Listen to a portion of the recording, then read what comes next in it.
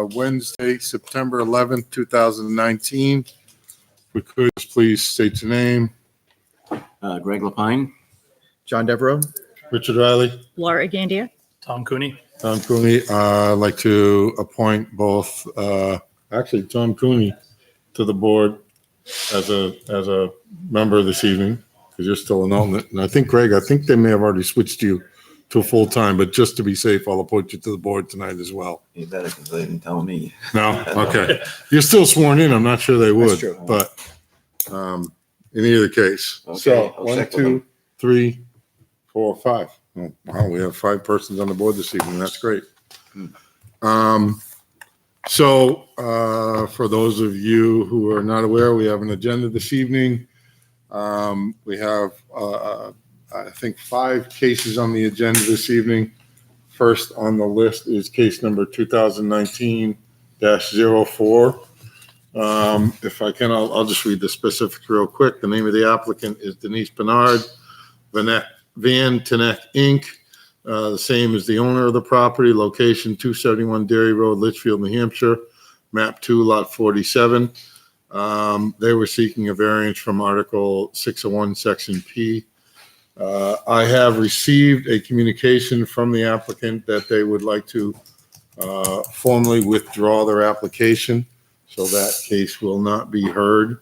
Do I need a motion for that, or I just formally withdraw? So that one is off of the agenda. I don't know if there's any questions out there. Next on the agenda was case number 2019-10. Name of the applicant is Jill Charbonneau Revocable Trust.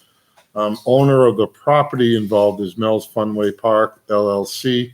Location of that property is 454 Charles Bancroft Highway, Litchfield, New Hampshire, map 20, lots 14, 15, 16, 17.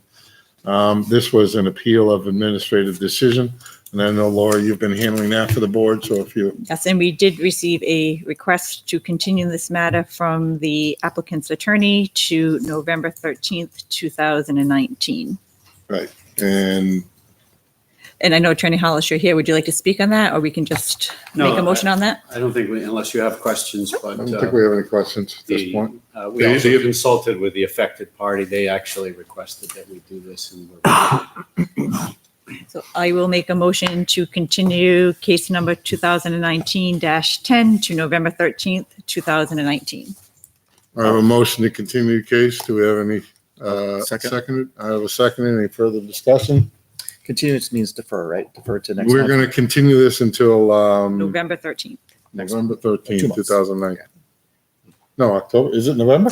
They asked until November. Oh, okay. So we're deferring until November. November So 2-month 13th, extension at this point. 2019. So we had a second. Any further discussion? No. All those in favor say aye. Aye.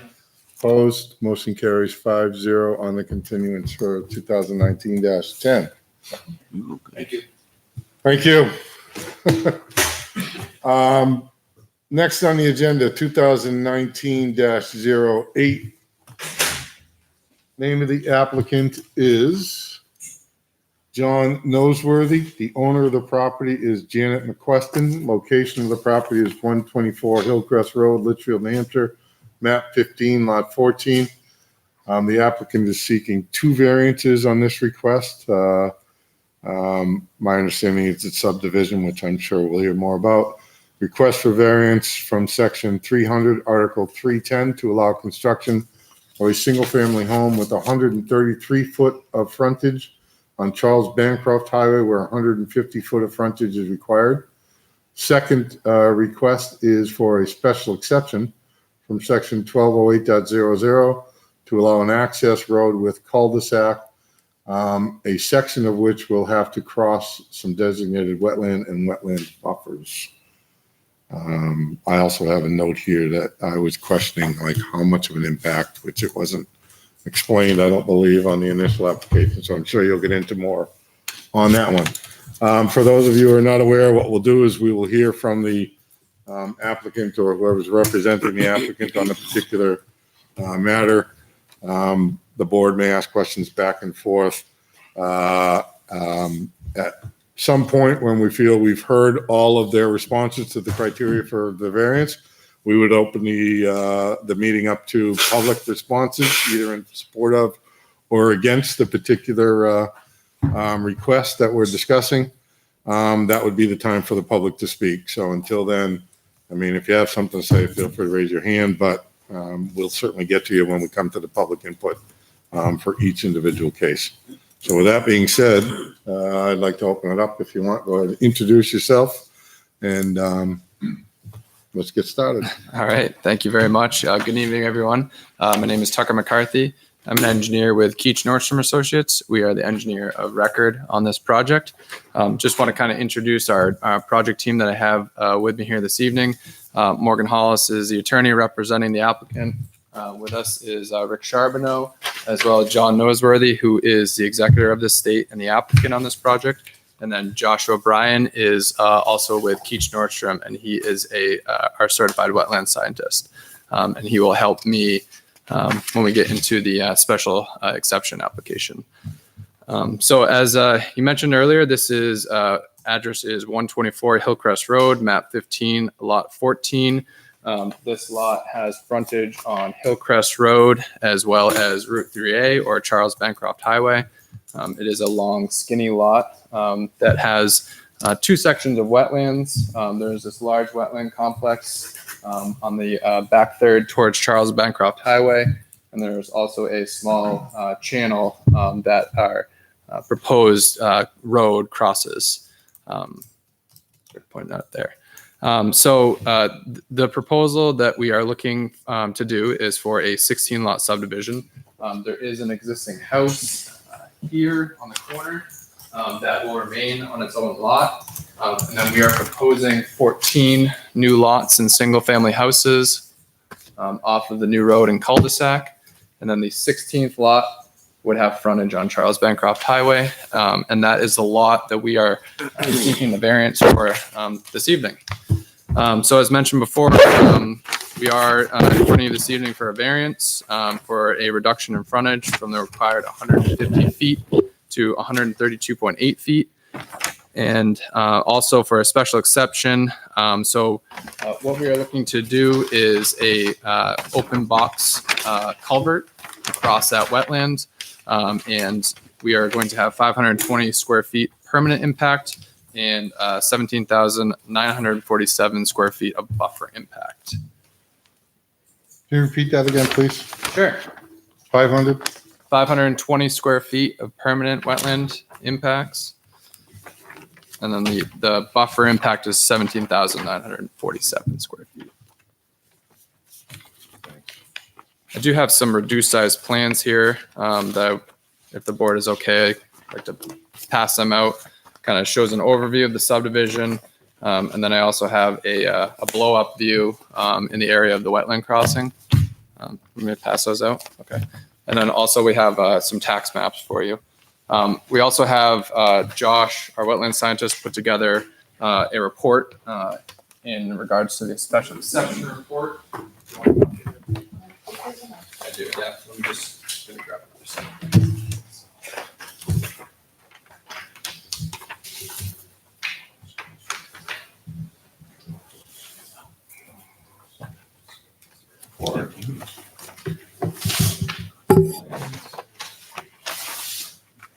We have a large copy of the plan to show this, so maybe there's a different page on that one. Yeah, that's got a little bit more, I think.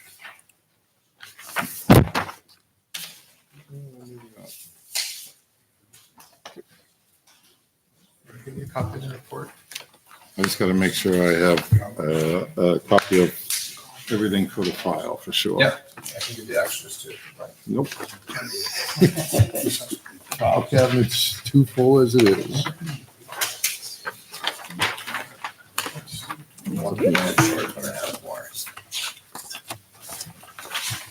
You can share. I have more. It's okay.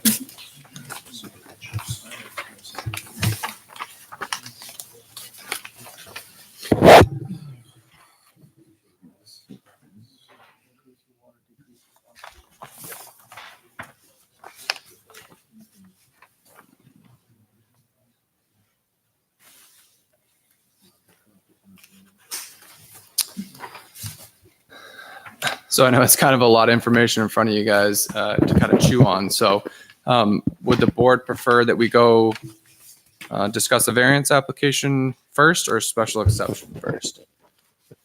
See the variance first, please. You want to go for the variance? Okay. So I'm actually going to turn things over to our project attorney, Morgan Hollis, to present the variance application. Thank you. For the record, my name is Morgan Hollis. I'm an attorney with Gottesman and Hollis at 39 East Pearl Street in Nashua. And as indicated, I represent the estate of Janet McQuestion. The executor is John Noseworthy, and he's here with me this evening. The property is located at 124 Hillcrest Road, and as indicated by Tucker, has frontage on both Charles Bancroft Highway and on Hillcrest Road. And the best plan that I think you want to look at, because it's most meaningful to my arguments, is going to be just the tax map itself.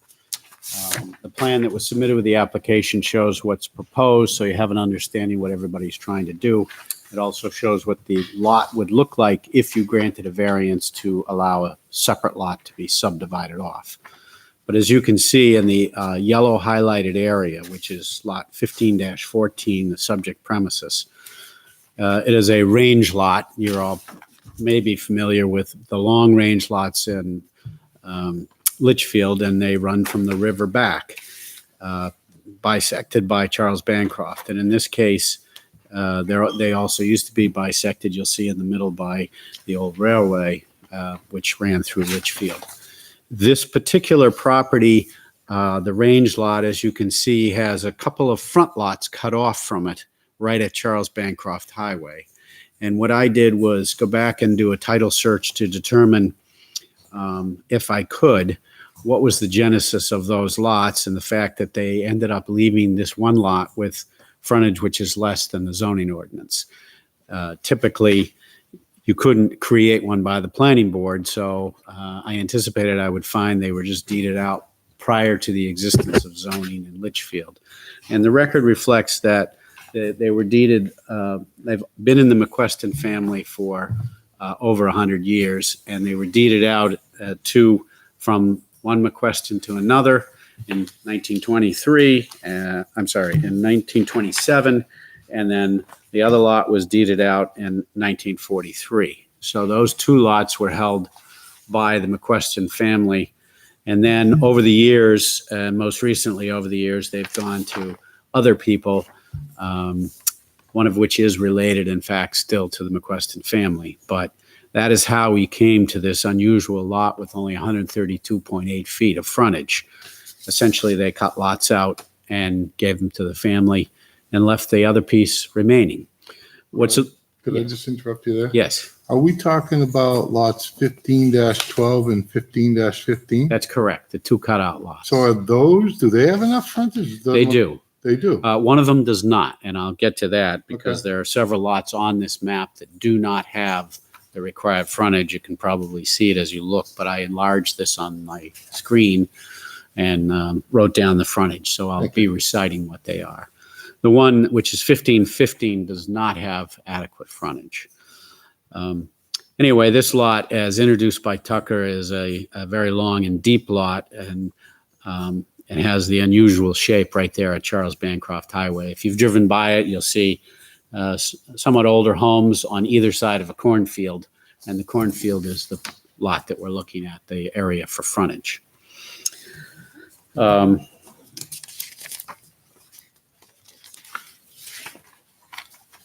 Why is it that we're here requesting a variance in that? Why do we need to carve out a front lot? The lot itself is interrupted, as Tucker indicated, and is shown on a more detailed map he gave you, by a wetland. So you essentially can't get there from here. That's the truth. Yep, that's the one. You cannot get from Charles Bancroft to the majority of the lot, which has frontage on Hillcrest, unless you cross a fairly significant wetland. Sorry, just Yep. interrupt you, sorry.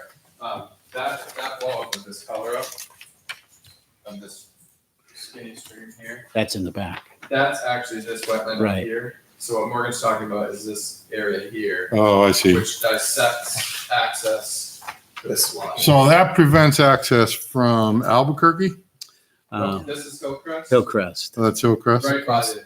right at the Yeah, intersection, right here. This Oh, is the I see. wetlands they're talking about. intersection of Albuquerque Wetland, and Hillcrest. Sorry. But if you point out the extensive wetland to the board, if you can just maybe. Yeah, so this is. Yep. This is the border here, facing Hillcrest, and then this is the border on the other side. Of the Towards wetlands. Charles Bancroft. Right. This, you can kind of see the little grass symbols, if you will. That is this whole wetland here, and actually, if you look at the second page of the smaller size plans that I gave you, this is the other half of it. This is just a blown up version. So this is the remainder of dry land with frontage on Charles Bancroft. So the variances involved are strictly for the one lot that's off of Albuquerque, not for the other lots that are on the other side of the wetlands. The one lot that's on Charles Bancroft. Yeah, the proposal would be to create a new lot on Charles Bancroft, to cut it out and make it its own lot. Because it is in fact physically separated due to this wetland. It has enough area and size to be its own lot. It just doesn't have the frontage. You need 150 feet of frontage. And these lots here are conventional lots that meet the minimum requirements for frontage. So just for reference on that map, then, the wetland buffers and impacts are not way up there. They're down lower by closer. This is our new road is crossing this. So, okay, we're so not that talking about variance is for those. Yes. The Special other, exception. okay, oh, that's, We're not so we're talking not about on the that yet. special So exception yeah, yet. we're Okay, not touching this wetland here. okay. And Tucker, one So can you, question, why the lot at the end of the cul-de-sac, is that, so that's a separate lot in addition to the one on Charles Bancroft Highway? Yeah, so actually this lot would actually That's, have this all this land. okay, so that's the lot is from that line. The natural divider by the brook, you can Right. see the course of water. there will be a house lot at the end of the cul-de-sac, Yes, Right there. yeah, that's Right. in right. addition to one on Charles Bancroft. That's correct. Okay. Yeah, so if you look at it this way, it's 16 lots total. If we call this one, and then there's 14 here, and then this would be 14, 15, 16. Yeah. And if you tried to connect the Charles Bancroft lot up to the new proposed subdivision, no matter how you did it, you might be able to get frontage on a road, but you would not have access on that road. So you're always going to have legal access off Charles Bancroft. And it doesn't make sense to have the whole back of the lot, which is wetlands, then go back towards Hillcrest. So that's why we're proposing, make this a separate lot, and we need a variance in order to do that. So how, Variance from the frontage. how big is that proposed separate lot in acres? Second map, probably. Yeah, it's a 11.542 acres. The entire parcel, I don't know if we mentioned this, but the existing parcel is 30.2 acres. So if a variance is granted, it would be a lot of greater than 11 acres with meeting all other requirements of a zoning ordinance except for the frontage. And that's why we need the variance for the frontage. So I'm just going to address the 5 points. The first criteria is it's not contrary to the public interest. And in that regard, we have to demonstrate it will not alter the character of the neighborhood, which is the public interest, to retain the character of the neighborhood. And it will not threaten the public health, safety, or welfare if you were to grant this variance and allow this lot. As I indicated, we're proposing only single-family use, which is a permitted use. We're proposing a lot which is greater than 11 acres, so it's larger than many lots on Charles Bancroft Highway. And we're proposing that it would have the existing frontage, 132.8. That is 88.5% of what's required. So we're pretty close. There are several other lots within shouting distance, and you can see them on the tax map. And as I indicated, I enlarged the tax map on the computer screen to pull the frontage off, and I'm just going to identify them for the record. I don't expect you to necessarily be able to read the numbers, but lot 15-3, which has an address of 307 Charles Bancroft Highway, and that is that is, I'm going to work from the bottom up, if you will. That has 140 feet. So it's fairly close in size, a little bit longer, but it still doesn't meet the 150. Lot 15-6-1, which is 313 Charles Bancroft Highway, has 117 feet. Lot 15-7-1, which is 314 Charles Bancroft across the street, has 96.73 feet. Next door to us on the north is lot 15-15. That is 327 Charles Bancroft Highway. That has 129 feet. So that was one of the lots cut out back in the early years, pre-zoning, and that has 129 feet. And then then Charles Bancroft Highway, 334 Charles Bancroft Highway, which didn't have a number on the tax map here, has 120 feet. And lot 15-20, which is 336 Charles Bancroft Highway, has 75 feet of frontage. So there are a number, and these are all clustered right around that area. And the reason I raise this is I say, if you grant the variance, you can't adversely affect or alter the character of the neighborhood. We think the character is established by this cluster of housing, many of which, named off six here, already are less than 150 feet. So the character is somewhat established. There's adequate room for housing, obviously, as these other lots have demonstrated. As you go back in the lot and you gain, as shown on the plan, you gain some area. There's adequate lot size so that there's plenty of room out and back to have play area or farming or recreational on an 11-acre lot. Also, you have a front setback of 50 feet, which will place it, if you recall looking at this cornfield on the left, there's a barn that's fairly close to the lot line, and this will place the house beyond that.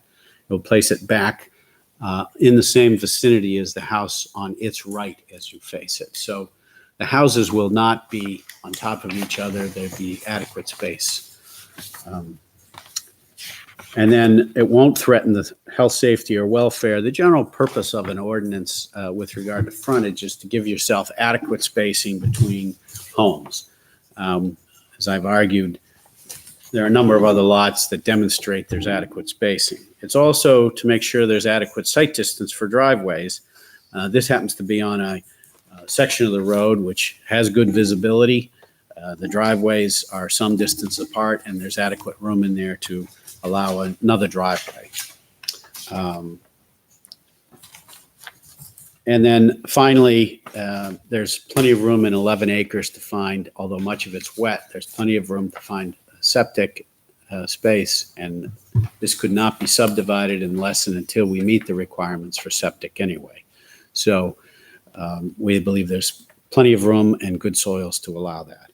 In terms of water, sometimes you think, if the lots are too narrow, how are you going to squeeze a well and squeeze a septic all in the same area? Of course, they'd be behind the narrow part of the lot. They'd be out where it's wider. But this is also on public water, as you all know, from the latest Pennachuck line going right up Charles Bancroft Highway. That one's not on it yet. So there is adequate room for well in the back. You could have a well certainly in Litchfield if you want, and this would be serviced by a well. So there would be no threat to health, safety, or welfare if you were to grant the variance to allow reduced frontage. In keeping with the spirit, in order to grant the variance, it must be in keeping with the spirit and intent of the ordinance. As I said, the general purpose of frontage requirements is for safety purposes as well as spacing between homes. Originally, it was for fire safety, so you had adequate width between the homes, and they weren't stacked on top of each other. But it also is for aesthetic purposes to make sure that the homes don't butt right up against each other. I think that's demonstrated as you drive down that road, the proximity of the homes, while they may be closer than many farms in Litchfield and maybe closer than many 2 acres. With 132.8 versus 150, you're almost in the range of what the minimum requirement is. It will not alter the character, and it won't threaten health, safety, and welfare, as I stated. The third point is that substantial justice will be done if you grant the variance. In this case, as you know, you have to balance whether there's any harm to the public or any private rights if a variance were to be granted. And the harm in this case, there is none to the public. The proposed use is single family, which is what exists out there and what is permitted. The distance of the frontage is nearly what is required, but it's certainly similar to the 6 other lots that I identified tonight. There's no harm to the public in that there's adequate space to get a driveway and the homes will not be on top of each other. So substantial justice would be done. It would allow a reasonable use of this lot, which has no connection to the rear portion of the range lot, which will be go into a subdivision as indicated by Tucker. This is separated by that wetland, and it really is not connected to the back piece. There'll be no adverse impact on values. Lot size is more than those lots as shown on the tax map. This lot is projected to go deeper back to the railway area, close to the you can see the railway line, and you can see the railway line on the tax map, so you can see just how deep it goes compared to some of the other small lots cut off from other range lots on Charles Bancroft Highway. In addition to that, I asked an appraiser who I've used previously in Litchfield, as you know, Chet Rogers, if he would take a look out there at this property, look at the abutting properties, look at the properties across the street, and determine whether granting a single-family house lot on that lot would in any way adversely affect the values of the surrounding properties. And he prepared a report, which I'll pass in this evening. It was addressed to me, and I had him dated September 9th, so it would be recent. But it says, viewed the property on August 31, analyzed the variance application, the zoning ordinance, and the proposed plan that was submitted with the application. Describes the surrounding properties, mainly residential uses, with the exception of McQuestion's farm stand just north and west on Charles Bancroft Highway. Plans call for the subdivision of the property, including a lot for existing improvements. And that's the existing house on Hillcrest. The proposed lot in the southwest corner of the parcel is bound by a large wetland in Charles Bancroft Highway. Because of the wetlands, it cannot be accessed by the cul-de-sac neighborhood plan with Hillcrest Road access. The lot meets all but one minimum lot requirement according to Litchfield zoning ordinance, where 132.8 feet is proposed and 150-foot frontage is required. There is precedence in the neighborhood for lots with smaller frontage, and I opine that allowing this lot for single-family use where parcel zoning is residential does not alter the character of the neighborhood and will not detract from the aesthetics of the area. No abutters will notice any difference, as this is primarily a residential neighborhood. In my opinion, granting the variance requested to allow a lot with 132.8 feet of frontage on Charles Bancroft Highway where 150 feet is required will not adversely affect the real estate values of the abutters or the neighborhood in general. And the final point that we have to cover is known as the hardship point. We have to first argue and demonstrate to this board, and you have to find that the property is unique. And the uniqueness of this property, my argument is that essentially it's a range lot with lots that have been cut off. In that regard, it's not so different from the lot next door if you look at the tax map. So it's not totally unusual. But what is unusual is that, in fact, it has this massive wetland behind it, which isolates this front lot. And in that regard, it does differ from other lots in the neighborhood and is unique. So we think the next criteria is if you demonstrate that it's unique, you then must have to convince the zoning board that there's no fair and substantial relationship between the purpose of the ordinance, which in this case is spacing, frontage for safety, and its enforcement as to this lot. And my argument to that is that because there are existing lots nearby of similar size, similar frontage, and in this case we will have a larger backyard, that enforcing it as to this lot is not only unreasonable, but probably, in my opinion, gets onto the discriminatory stage. These lots were created pre-zoning, and that's what caused the result of this lack of adequate frontage. If it was being created today, then I couldn't make that argument. But this exists. There's no way to expand on either side. Both lots are occupied and used, so there really isn't any other option. And if a variance isn't granted, you end up with a lot which will have actual access rights to Charles Bancroft, but can't be used as a lot. I would have to force some frontage to the rear of the lot, but have no access on that frontage. It just doesn't make sense. Therefore, I think it's a reasonable argument and a reasonable use, which is the third prong of the hardship argument, for you to grant the variance and allow us to create this single lot. Be happy to answer any questions. I think if you look to the report that was passed out, prepared by Joshua Bryan, you'll see there is a map in there, which I really think supports my argument that if you go to, it is following page 7, so it'd be page 8. There's a plan which shows the wetland, which breaks up the property. It's shown in purple. And you can see the extensive nature of it. And trying to cross that nature is going to be difficult. It also shows you the area which is high and dry and therefore usable as compared to the lot sizes of some of the smaller lots that have already been cut off and exist on Charles Bancroft Highway. The next page also gives a better overview of the tax map, which I presented to you, but it has the aerial so you can see how that land is currently used and all the adjacent land is currently used. Happy to answer any questions.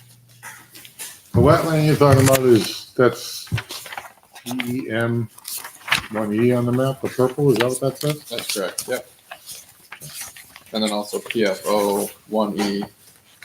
Both purples. Is that a house in the back there? No. What's in the middle of this clearing? What's in that clearing? Oh, that's Oh, that's wrong the lot. adjacent Yeah, lot. Yeah. That's Sorry. to the south. There is two that are labeled This is all lot. PEM 1E. It's a lot right above it.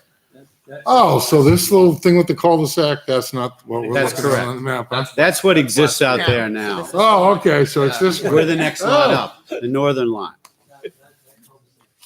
Ah, okay.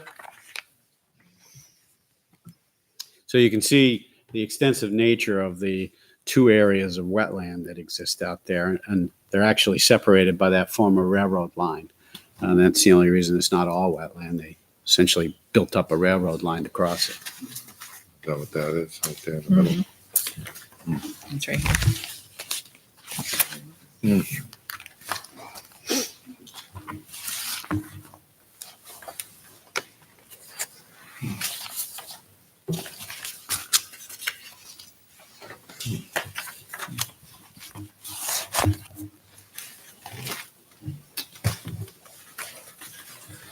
All right.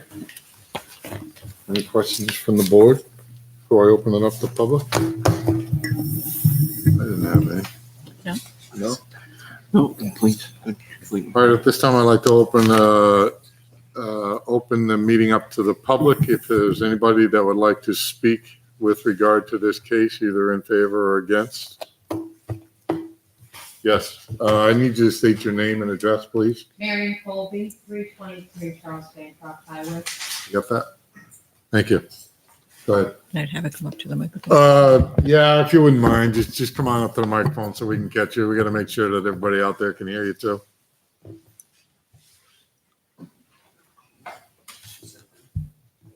Sure. Yeah, I think that's fine. Those mics should pick you up. Okay. My name is Marion Colby. As an abutter to the proposed project, I have some concerns. My property is at 323 Charles Bancroft Highway, a historically significant home from the 1760s and one of the oldest homes in town. My grandparents bought the house in the 1930s. My grandfather and his brothers owned the Colby Brothers Farm, one of the largest farms in New England, and there were a lot of open spaces in town back then. Times have changed, and the population of our town is almost 40 times what it was back then. Along with that has come a drastic reduction in our open spaces. Part of the charm of our town is the farm fields along Route 3A, and a big reason that people visit Litchfield and decide to move here. When I grew up, our house at 323 was surrounded by productive farmland. Just this year, nearby farmland was lost to further development, and although it has benefited the town in many ways, more productive farmland was lost when the river access was created. The heritage of our town as a farming community is at stake with further development of farmland. In the recent past, a nomination was submitted for Route 3A to be designated as a New Hampshire scenic highway. With the loss of open spaces and farming vistas, that would not be possible. The nature of the town back when my house was built in the 1760s was that homes were built close to the roadway for convenience and because of problems with winter storms. As the town developed and the roads were widened, these early homes became perilously close to Route 3A, and a saving grace for my home is the little farm field north of my property that gives us some open space close to this historic structure. Over the years, the McQuestion family has done its best to maintain this open space from the time it was a hayfield for their dairy farm. Today, it is a field growing vegetables for many who visit the McQuestion farm stand. It would be a shame to see this little field lost to development. The project proposed includes a number of houses to be built off of Hillcrest Road, which will not impact the scenic beauty of Route 3A and our farming heritage, and are not in question at this time, and which gives the property owners a chance to profit from their land. I respect their owners' right to use their land, but in this case, the property does not have the required frontage, and sometimes we cannot build on every piece of town land in the town. Just because a request for a variance has been submitted does not mean that it has to be granted. This is something that the neighbors and the McQuestion family who farm this land are not in favor of. We would rather see open space maintained for all of the townspeople to enjoy. That being said, if the variance is granted, I hope that the developers will be sensitive to a new building's impact on the aesthetic value of this beautiful farming neighborhood and take into consideration the impact it will have on our little community. I feel there will be a negative aesthetic as well as financial impact on my property value if this open space is lost. Also, I feel as an abutter that before any variance can be granted, that the survey of this land needs to be redone because the lines are not correct according to the ancient deeds of my property. I appreciate the opportunity to speak, and I hope that my concerns will be considered. Thank you. Thank you. I don't know if you might not want to leave just yet. We may have some additional questions. Okay. Did you have any response to what? I don't know if there are any other speakers. Are there any other speakers out there that want to speak either in favor or against on this application? No? And one more point, Mr. Riley. At this time, there is no, the water in that neighborhood, there is no potable water. Everybody in the neighborhood is receiving bottled water. So I'm not sure that a well would be something that would be, Well, they don't even have the. We don't have the line. line. Doesn't come in there. no, it does not. How could they build without a well? Is that because the water is contaminated? PFOAs, yes, high levels. Levels higher than acceptable. That's not true. No? I'm getting bottled water. They're giving everybody bottled water, but that's not, the levels are below the standards everywhere through the. I need you to state your name and address. Savino. Address. Thank you. Interesting. I'm not familiar enough with building codes and what the process is for testing the water and all of that good jazz before you're allowed to build, but I assume that's all got to come into play at some point. Be a planning board issue. Planning board, I would think, right? They, And code. just for the record, they tested all of the fields on any question. I think I need you to speak into a microphone. I'm sorry, but we just got to. Rick Charbonneau. So they've tested the fields, including the fields in front of my house, and all the PFO levels were below, way below the standards on any of the fields. Where there is problems is more to the north of that. So from my house south, they've tested all the fields, and everything was below standards when it came to soil testing and even water testing. And when that all came to light, they had, I'm sure, kind of agreed to just provide this water, I think, for the community. Anybody that wants bottled water can have it in the community. Yeah. Well, it's beyond that. It's He has to come to him. Steve. I need you to, can you come forward and speak into the microphone, please? Because it doesn't necessarily pick you up back there. Stephen Callow, 324 Charles Bancroft. My mother lives across the street. Cross street from what? This lot. We did not opt to have bottled water. We received a state letter from the EPA saying, we do not want you to use your water at all, not even to brush your teeth. Okay. We will provide you water indefinitely. Okay. And so everything we do is with bottled water. It's not our option. And don't forget, the standards for PFOAs have changed. Yeah, I think it's an interesting point, but I think that this board needs to stay focused on the frontage, which is really what's being requested here. I do think that may be something that the planning board would be interested in hearing about and, may have to look into further. I'm not sure, quite honestly. I haven't been on the planning board, so I don't know for sure. If I may just make 2 Go ahead. points. Tucker McCarthy, Keach Nordstrom Associates. So as a condition of any planning board approval, we would be required to get state subdivision approval, and that would include siting of wells and septics. So it would be fully vetted out through that process, and no building on this lot would be allowed without those permits in hand. Mhm. So, and I did just want to make one other point just for the record. I think the premise here is if in fact, what I'm hearing is if there was a problem with the water, nobody could build in that area because you just couldn't put a well in there. And I'm pretty sure there's people that are still building up there. I've seen construction. I need your name and please. Address. My name's Chris Borst. I live on Lund Street. And not to put my foot into the conversation here, but I work in the water well industry, water wells, pumps, and treatment systems. So, private lots, it's private well, private water supply. Ultimately, the homeowner, maybe the developer, is going to be responsible for that water supply and then the water quality. So regardless of PFOAs or anything else for that matter, arsenic, fluoride, sodium chloride, bacteria, the list goes on and on and on. We contend with it every day at work, and everything that could be found in that water potentially, because there is no guarantee that you're going to have it or you're not going to have it. But everything within that water can be easily and efficiently removed. So if there's room for a well to be had on the site, everything else will kind of follow suit with whatever they want for water quality. It can be as good as they want. Fair enough. Thank you. Can I get back to your particular address? Yes. Can that be found on this map? It's right here. Can what be found? Your map, your house? So it's right there? Yes, it's 15. So you're right next door. Yes, I am. I'm Okay. 12, I believe. And the field you're talking about going away, it doesn't really protect, it's to the side of you. It's not between you and Charles Bancroft No, Highway. it's to the north, yes. Okay, to the north my of it. house. Okay. Mhm. Okay. Any other questions? Well, I don't think the water is an issue for us to concern. That's what I'm thinking too. No, I just, We can't because they deny it. said that it We would couldn't be deny on it well based on- water. I just brought that up Yeah, as a no, side note, I that's all. understand that.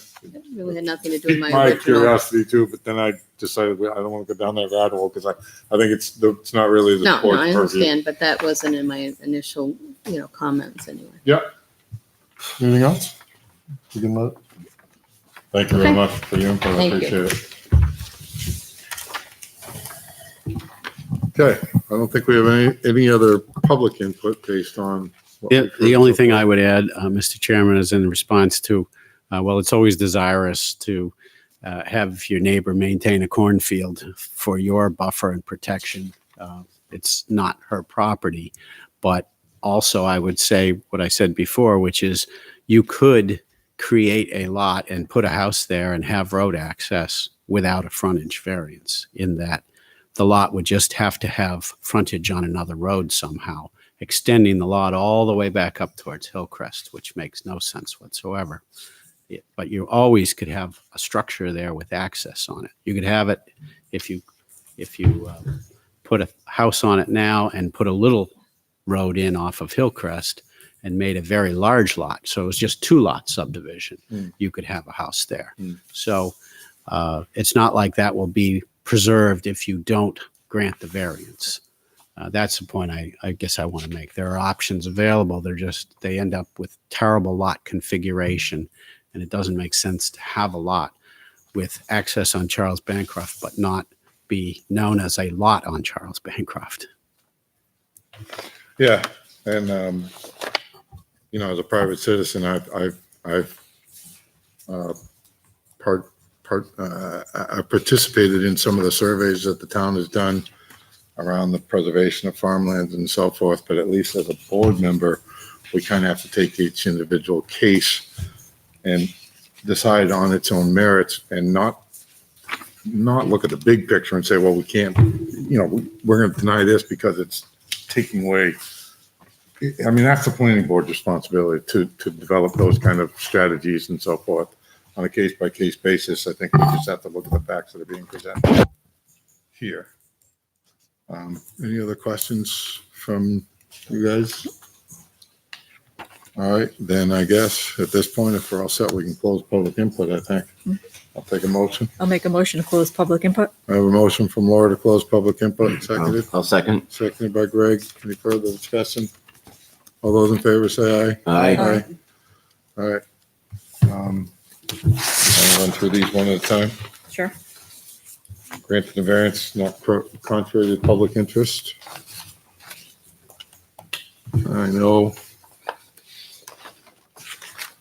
I think the information that they provided in their response seemed to fit for me, which I have a written one somewhere here. What do you guys think? I would agree. I don't think it's adversely affecting the health, safety, or welfare of the public. Got it. I don't want to get caught up in too many copies. I'll have a folder way too big for me to put away.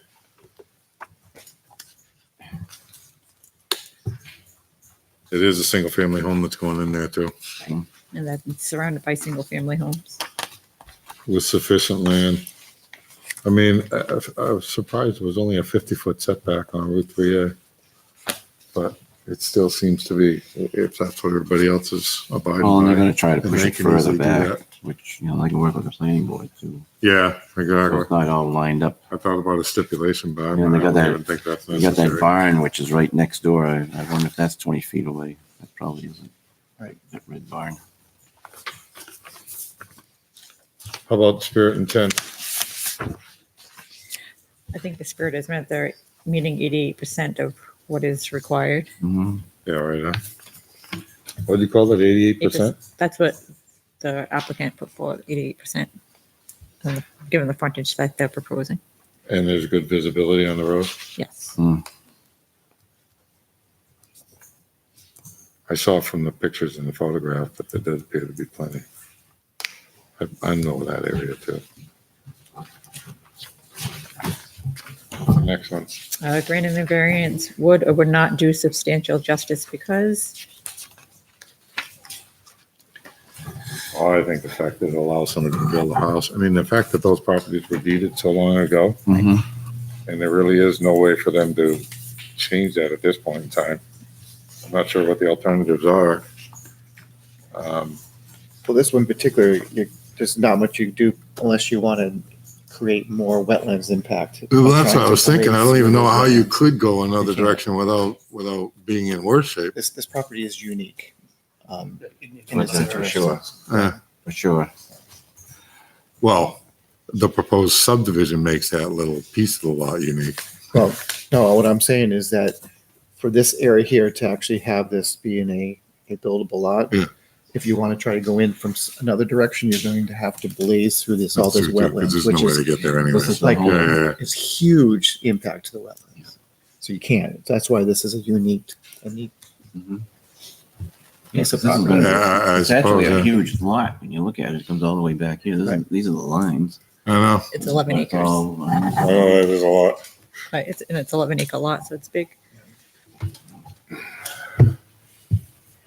All right. I think the diminution of value, that's straightforward with the real estate report that they've provided. And based on our experience, we know that putting a lot out there, I don't think our house out there is going to have that kind of impact. The special conditions, I believe, again, are the configuration of the lot. And the wetlands and the And the wetlands PSNH and the easement. history of the, Right, the building stuff, yeah, there's a lot of uniqueness all to of it. that. So that would be really the 5 criteria right there. I mean, I would love to just continue to see that as a farmland, you know, but I can't tell, we can't make the owner of that just, oh, we're gonna keep that as, I mean, Seems like a reasonable use is what it amounts to. well, I mean, it just matches in with the rest of the neighborhood, so it's a house lot. It is, And I don't see how we can, change that. It's, it is in character with pretty much the rest of the lots in that area. Sounds like somebody's getting ready to make a motion. So it sounds like to me. I will make a motion. If we're done discussion, everybody I good? think we are. In case number 2019-08, to grant the applicant's request from a variance from section 300, article 310, to allow the construction of a single-family home with approximately 133 feet of frontage on Charles Bancroft Highway, where 150 feet of frontage is required.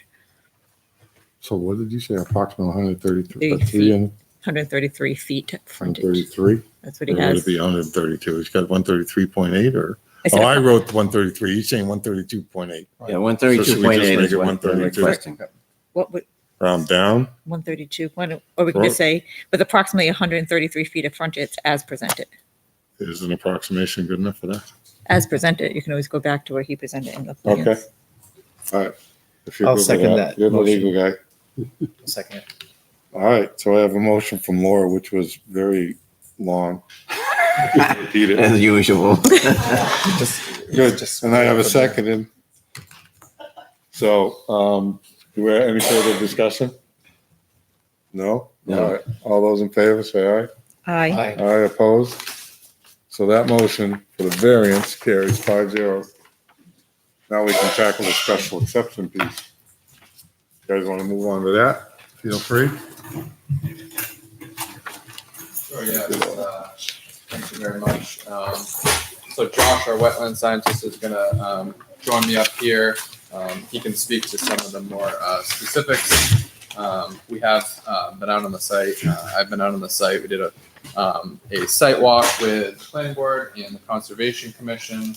And I am not sure if the board received this letter from the conservation chair, but we did meet with them last week, and they did vote to give their recommendation to the zoning board in favor of what we're proposing. So I just kind of wanted to give you a brief overview. I do apologize. The 11 by 17s, I meant to print this page, but I gave the existing conditions, so this is a little bit different.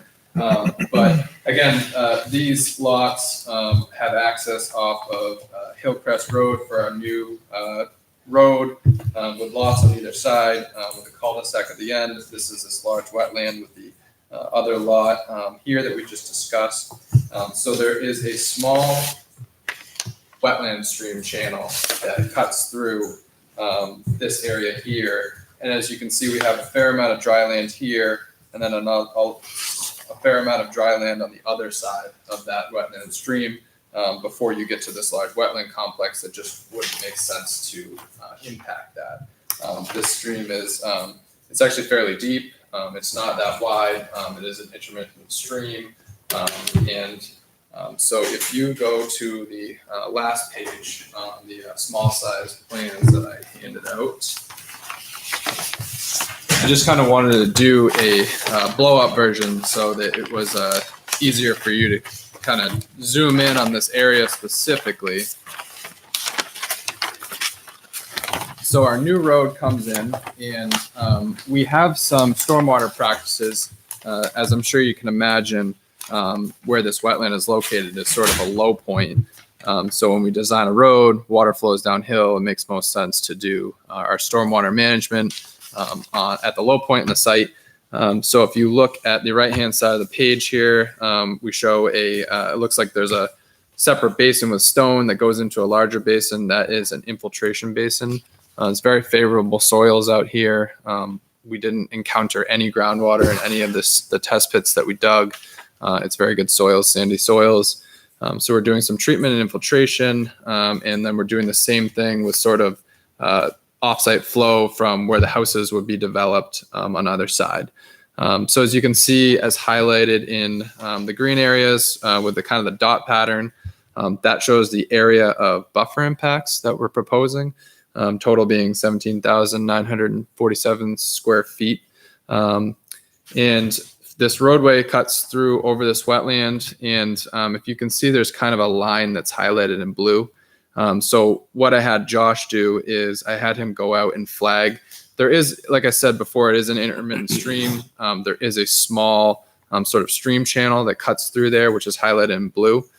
So what we would be doing is placing a 5-foot wide open box culvert on either side of that stream. We would not impact that stream. It would remain natural. It's 3 feet high, plenty of room for critters to cross through. So we do have some permanent impacts, which is highlighted in kind of the dark green there. So the way that these open box culverts are placed is they have footings that are placed down, and then the box culvert actually kind of sits inside of those, and they mortar it in, and then it would be filled over for the road, and would have walls on either side to hold back that material for the road. So that's kind of an overview, kind of in a nutshell, of what we're proposing, why we're in front of you this evening for the special exception. And if you'd like, I can kind of get through the criteria if you want me to read each one. Yeah, before you do, let me ask you a question. Yeah. With regard to the culvert itself, I mean, obviously it has a purpose, not just for water flow, but as you mentioned, critters and so forth. Is this a private road or a public road? Who maintains that culvert going forward? How you know? It will be public. It's Yes, a public road. it will so be. the town's responsible for making sure that doesn't get obstructed or whatever. Yeah, but, like they do with all the other culverts. Sure, but if you think about a smaller diameter pipe where things might get caught up, this is 5 feet wide by 3 feet high. That's big. There's not really a lot of water flowing down through there, so I wouldn't really anticipate that there would be anything that would need to be cleaned up. We're not discharging any dirty water in there. We're not changing the water course through that at all as part of this development.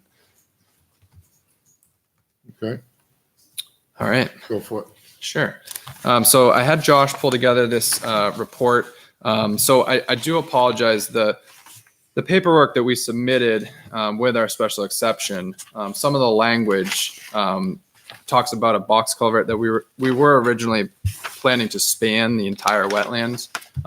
We had done some value engineering and just looking at kind of the value of that wetland with only being a skinny stream that goes through the middle. It just didn't make sense to do a huge wide box culvert to cross over. So some of the language that we talk about in the documents that were submitted, we are changing what we're doing a little bit to vary from that. But like I said before, we're still maintaining that stream channel. The other thing is that it actually reduces some of the buffer impacts because we don't have as much fill crossing over that area since the box culvert is a little bit lower. How'd you guys come to those changes? Is that based on discussions with conservation commissions or the state or? No, it was, we had pulled together this variance application as we were kind of working through our design. And as we worked farther through the design, we realized that it just really wasn't, economically viable to do such a large structure. And given the value and what those wetlands actually look like, we felt that we were still doing protection to the wetlands that are out there with what we're proposing now. So we had actually changed our design before we submitted to the planning board to make that change. And was your change in design submitted to the Conservation Commission? That So it was, This letter yes. is based on the changes. Absolutely. Yeah. So we actually presented this write-up with the box culvert crossing the whole thing in the site walk with the Conservation Commission, which I had to apologize to them for presenting that to them. But they understood kind of the reasoning behind, that large of a span is significantly more costly. And I think that they recognize in the site walk, seeing this channel, there's really not a lot of water flowing through it. And Josh can kind of speak more about this. There's not a lot of vegetation. It's a very low value wetland. Yeah, we do have that letter on file. It'll go in the file from the Conservation Committee dated September 9th. Yeah, I don't know if we need to read the whole thing. Yep. I will. Go ahead. Want me to do that now? Yeah, sure, why not? We're just going to read this into the record. Sure. I have a letter dated September 9th to ZBA Chair and Board members. Dear Chairman Riley and Board members, the commission met with the owner of the above lot and engineer for Keach Nordstrom on September 5th, 2019, regarding the 16-lot subdivision and wetland crossing at 124 Hillcrest Road.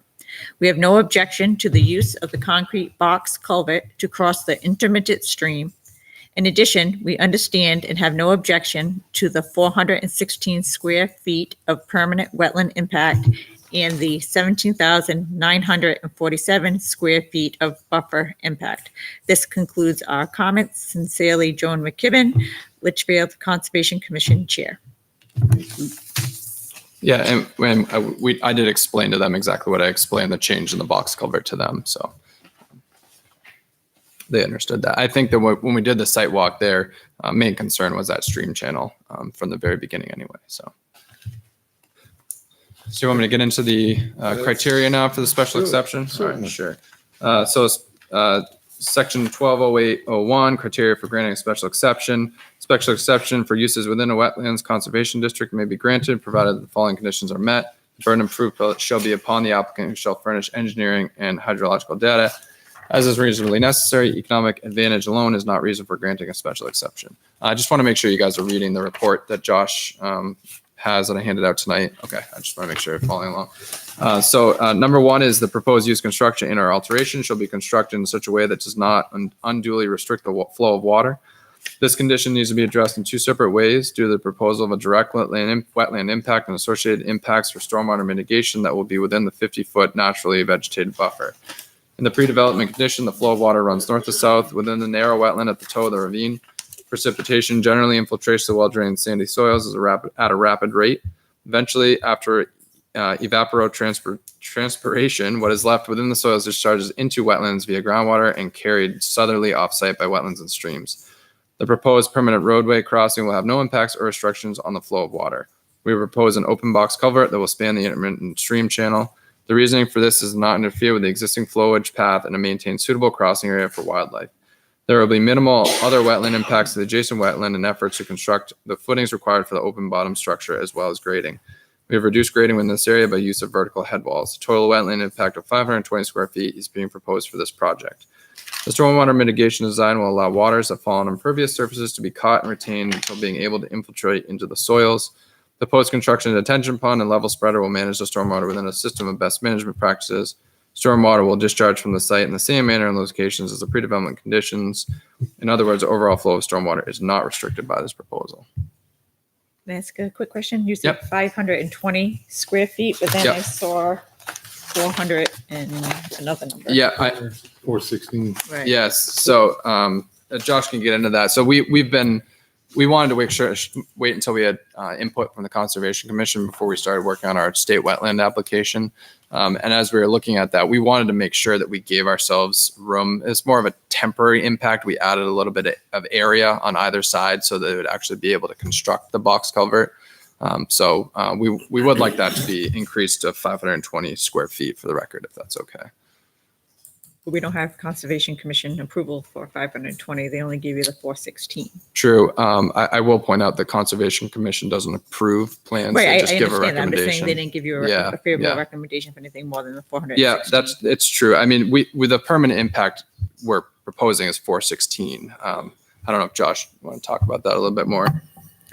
Hi, I'm Josh Bryan from Keach Nordstrom, wetland scientist number 256 for state certified.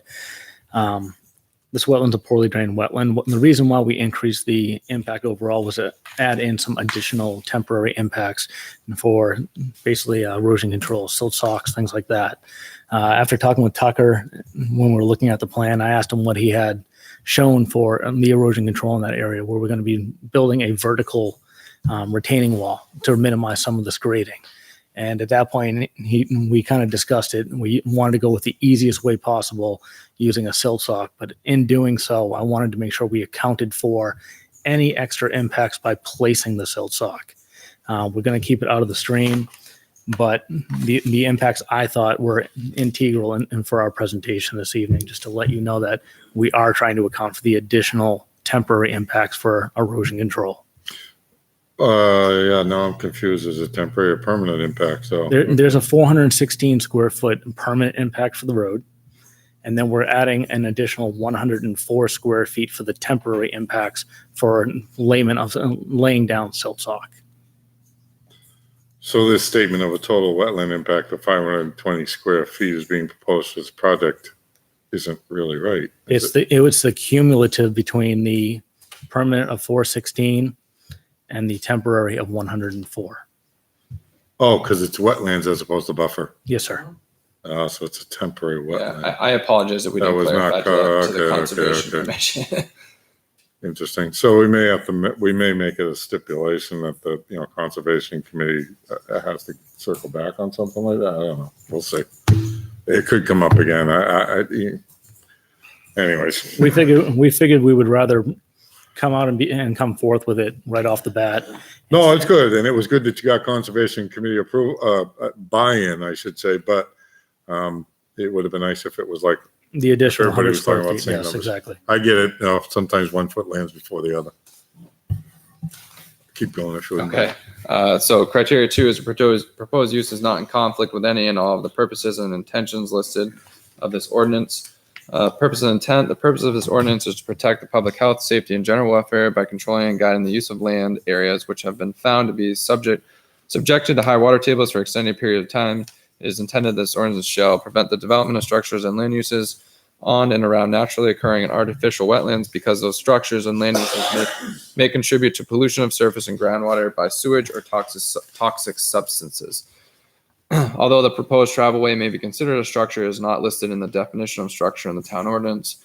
Regardless, the drainage from this impervious area is designed to flow toward an outlet within the detention basin and level spreader that are proposed. The last two items are not defined as a structure. Furthermore, these items are designed to capture surface water to prevent pollution of surface and groundwater. Number 2 is to prevent destruction and or significant changes to natural and artificial wetlands. These wetlands provide many functions such as flood protection, groundwater recharge, pollution abatement, and water storage for later discharge to enhance stream flow during dry periods. The proposed roadway has been designed to minimize impacts to the maximum extent possible to the natural wetland system. As mentioned prior, an open box culvert is proposed to span the majority of the width of the wetland and to limit impacts to the seasonal stream channel. This, combined with vertical head walls, have reduced grading needs and thus the overall impacts to a total of 520 square feet. With this area of the resource being the headwater of the wetland, the functions and values listed above of this very narrow wetland are low or obsolete. The stormwater mitigation proposed does not destroy or make significant changes to either natural or artificially created wetlands and the associated functions identified above. The basin and spreader will contribute to flood protection by delaying stormwater for treatment, thus contributing to pollution abatement. Number 3 is protect unique, ecologically sensitive, and unusual natural areas. Our observations of the proposed wetland buffer impact areas do not suggest that they contain areas of ecological sensitivity or be considered unusual natural areas. Communications with the New Hampshire Natural Heritage Bureau and New Hampshire Fish and Game support these findings. And we have corresponded with NHB and New Hampshire Fish and Game, which we can get into that a little bit farther. All the departments have signed off on this project and they do not have any concerns. Number 4 is protect wildlife habitats, wildlife corridors, and maintain ecological balances. Construction within any undeveloped land may impact or alter the current wildlife habitat and corridors. With this project, the major interest for this parcel from New Hampshire Fish and Game as well as New Hampshire Natural Heritage Bureau was New England cottontail habitat. After a site visit and walk with New Hampshire Fish and Game cottontail specialists, it was deemed this parcel was not conducive to the species. Observations during site visits noted the main area of wildlife passage was found in and around the larger wetlands towards the west of the adjacent and proposed development. The area of proposed impacts is so close to the adjacent subdivision that there were no wildlife corridors identified. Number 5 is protect potential water supplies in existing aquifers, water-bearing stratum, and other aquifer recharge areas. As per the town of Litchfield stratified drift aquifer map, the subject particle is located within an area of low transmissivity. I can't say that. Thank you. Stratified drift aquifer. As mentioned, the stormwater mitigation is designed to treat and infiltrate surface water from events, thus protecting water supplies within the area of the aquifer.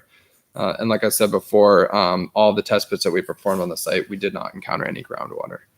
Prevent expenditure of municipal funds for the purpose of providing and maintaining essential services and utilities which might be required as a result of misuse or abuse of wetlands. By properly designing the roadway and drainage and managing stormwater, this proposal should minimize the expenditure of municipal funds. Stormwater mitigation will delay flooding peaks by retaining water for treatment, all the while reducing peak rates of runoff. Number 7 is encourage those low-intensity uses that can be harmoniously, appropriately, and safely located in or near wetlands. This proposal is across a narrow drainage that bisects the lot and constructs stormwater mitigation partially within the 50-foot naturally vegetated buffer. The stormwater mitigation is a low-intensity use that can be harmoniously located within the buffer adjacent to wetlands. The road design, although having slightly higher intensity, will have surface water diverted to the stormwater basin and level spreader. As noted above, the crossing design is to be low in intensity and harmonious to existing wetlands as possible. All other construction activities are proposed outside of jurisdictional wetlands and their respective buffers. So I will add that all of the stormwater from the proposed roadway is captured in closed drainage. The roadway will be curbed on either side, picked up in catch basins, attenuated to the proposed stormwater controls that we have. We have submitted to the NHDES Alteration of Terrain Bureau for permits regarding stormwater, and we meet all the state standards that are typical. Move on to the next one. Yep. Okay. 3. The use or activity proposed and its attendant impacts cannot reasonably be avoided. Access to usable uplands is a fundamental right of landowners. Access across wetlands in some cases is necessary, similar to this case. That drainage system segments the lot and access to uplands in the middle of the parcel. In order to gain access for timber harvest, agriculture, or in this case, a subdivision, a wetland impact is necessary and unavoidable.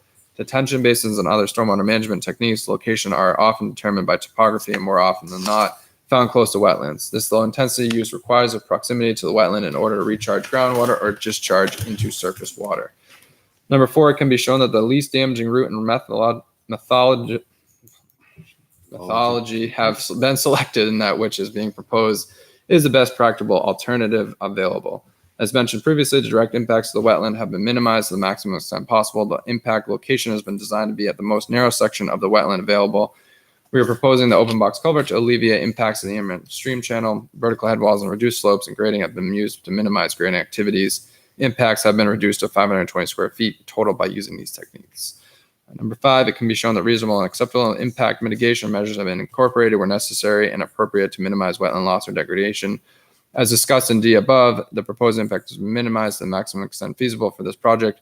With an open box culvert, vertical head walls, and reduced slope grading, direct impacts to the wetland system have been minimized to the maximum extent possible.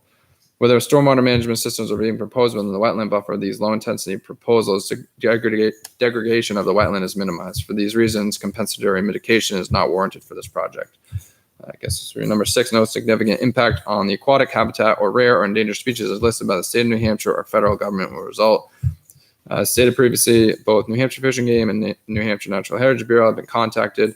Although there were several hits for adjacent areas or no areas of concern post conversations with these agencies, we have included the documentation with those agencies in the appendices of this report. Number 7, adequate erosion and sediment control methods appropriate to the use are incorporated as detailed by the current recognized BMPs. Silt fence or equivalent is proposed around the toe of disturbed areas to act as sediment and erosion control in accordance with the above reference manual. Where the culvert proposed is a 3-sided open box culvert, there are no direct impacts to the inland stream, and additional impacts for erosion stone are unnecessary. And the final, number 8, state wetland permits as required are obtained currently with the application together. We're just waiting on feedback and approvals from the conservation and this board. So this project would qualify for, Josh can correct me if I'm wrong, it would be a minimal impact. Yeah, minimal expedited application to the State Wetland Bureau. So I think that's all I have. If you guys have any questions, if there's any confusion, please don't hesitate to ask. Happy to answer them. Very detailed, thank you. I think we're just catching up to you. I will thank Josh. Those are his words. Very thorough. So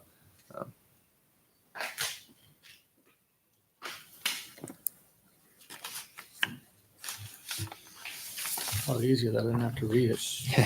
Thanks.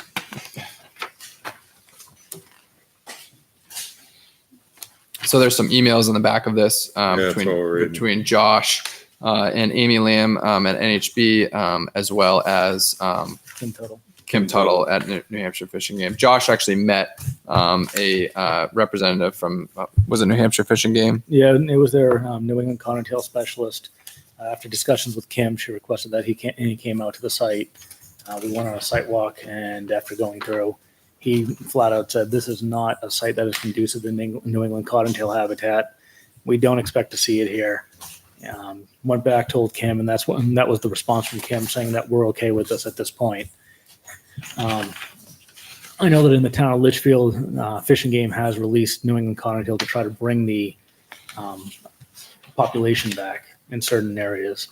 And unfortunately for us, this site, the vegetation on it just did not match what they needed. They needed more open areas that they could get to, but have more of a pine forest that they could hide under, like a young sapling pine forest. And we don't have this on this site.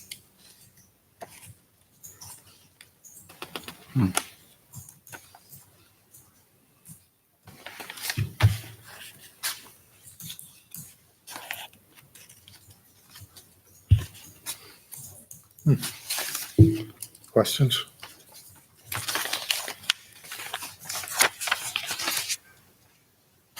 Keep my paperwork straight here. Questions from the board, anything? Do that letter from the Conservation Commission again? Yep. Did I take it back from you? Did. Okay, then I put it right in the bottom. Somewhere around there.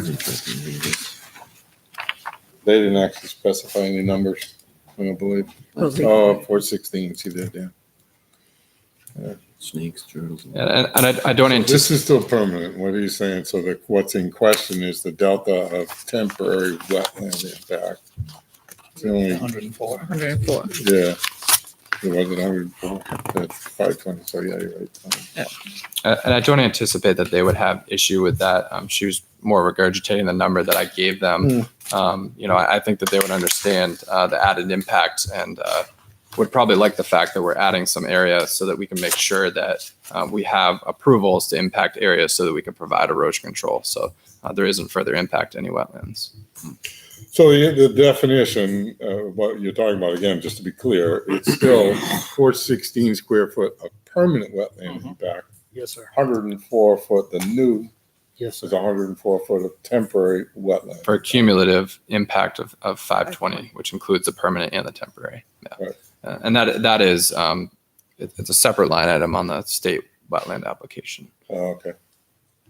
So once the construction is completed, they'll remove that, the erosion controls and it will revert back to natural state. And really, it's not much of an impact. I mean, if they're going to use silt socks, they're just kind of laid over the ground and staked in, and then they'll remove the stakes, remove the silt sock. And if there's any accumulated sediment, they'll remove it without disturbing the wetland as best they can. Okay. We have one other question. The box culvert Yep. that was discussed with the Conservation Commission, was that the 3 feet high and 5 feet wide box culvert? Yes, it was. Okay. Yeah. All right. I think at this point, I'll open it up to the public. Do we have any people from the public who would like to speak either in favor or against on this application? Okay, hearing none. I'll make a motion to close public input. We have a motion to close. Seconded. You got it in there first. All those in favor say aye. Aye. Okay. What do we think? I mean, again, I think all the criteria has been adequately Yeah. covered I mean, here. it's a pretty Frankly, thorough. I thought there was a lot of detail. Yeah, You read right. everything. I don't know if we need to go through this verbatim. No, I mean, my only concern is the 104 temporary impact. I wish that was 104. feet. that the Conservation Commission weighed in on that 104 temporary. Oh, we can put it as a stipulation that it be temporary. Oh, right. I mean, I'm Yeah, sure. I think that the Conservation Commission wouldn't have an issue, but we should allow them to speak to this alteration. But it doesn't change the plan on how they are going to implement this. And my assumption would be that they wouldn't have any issue. The fact that they're clarifying it just makes it more above board. But Oh, the stipulation would be important. I mean, for them I to have a agree, but chance, I right? always like conservation to have a Yeah, full idea I of what's agree. happening before they put it in writing to us. I agree. Yeah, I know. I mean, at this point, though, I'm not sure that it's a large enough difference to sort of I don't know. I don't want to speak for the Conservation Committee, but I have a gut reaction that says, you know what, I'm pretty sure that it's more of an oversight than an actual Oh, obstacle. No, and I agree. know. It's just that oversight, I wish it didn't exist. Yeah, It understood. doesn't So change their I'm plan, open to any kind of right? wording on that one. It doesn't change their plan, and they approved the plan. It's just better clarifying the Well, nothing's approved temporary yet. impact. Oh, no, I mean, Right. the Conservation Commission were supporting the plan. I guess those are the right words. Right. Apologies for that. No. And it doesn't change what they're describing. It doesn't change the plan that they described to the Conservation Commission. It's more of a clarification of what the impact is. So, but I do agree with you. It would be nice for them to have an opportunity to respond. But it was my impression that it's not going to change their opinion on the project because they're not really changing the plan. No, and I agree. Like, I don't think the 104 feet is a major That's difference like a that 10 by might trigger 10. anything. It's a- But my concern is I just wish the conservation had an opportunity to understand the full picture. Yeah, if you're Well- gonna go to the point that you would want to include that as a stipulation, though. Yeah. Are you planning on, are you suggesting that we hold off on this then? No, I'm just putting it out there for food for thought. Yeah, I know. Well, when you figure out how much that is, it's like 10 by 10, I'm 11. not it's like- saying, I'm just putting it out It's there very for food for small. thought. it's not the So at whole least it can be noticed that we addressed it and spoke about it. lot. Okay. Well, I mean, I don't know.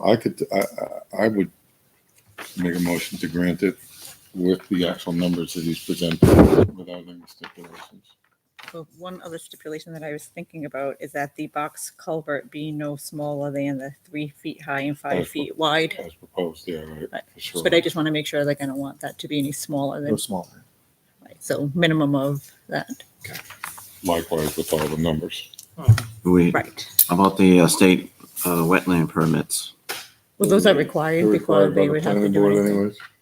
I know we've done it in the past, since they don't have, I think last month was the first time I can recall anybody coming with permits already done. Yeah, that's right, yeah.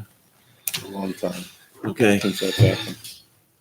So, anybody want to make a motion? I'll make a motion. All right. In case number 2019-8 to grant the applicant's request for a special exception from section 120801 to allow an access road with a cul-de-sac, a section of which will have to cross a designated wetland and wetland buffers, which will result in 17,947 square feet of buffer impact, 416 square feet of permanent wetland impact, 104 square feet of temporary impact, Wetland impact. wetland impact with the condition that the box culvert be no smaller than 3 feet high and 5 feet wide. Another one of Laura's nice and concise motions. Let's see how long it takes to get a second. Second. I have a second from Greg. Any further discussion? That was a good one. All right, hearing none. All those in favor, say aye. Aye. Opposed? Motion carries 5-0. So the variance and the special exception, you have a 30-day waiting period for any appeals. After that, you can start working with, well, actually, I guess you could start working with planning board at some point, but I don't think you can break ground until then. Thank you very much for your Thank time. you, guys. I give that to you. Do you have another Got my letter? sign? Gives you a chance to make a motion. Hey, Laura, who's gonna help us on the last case? I can. You're gonna make the motion. I recommended it.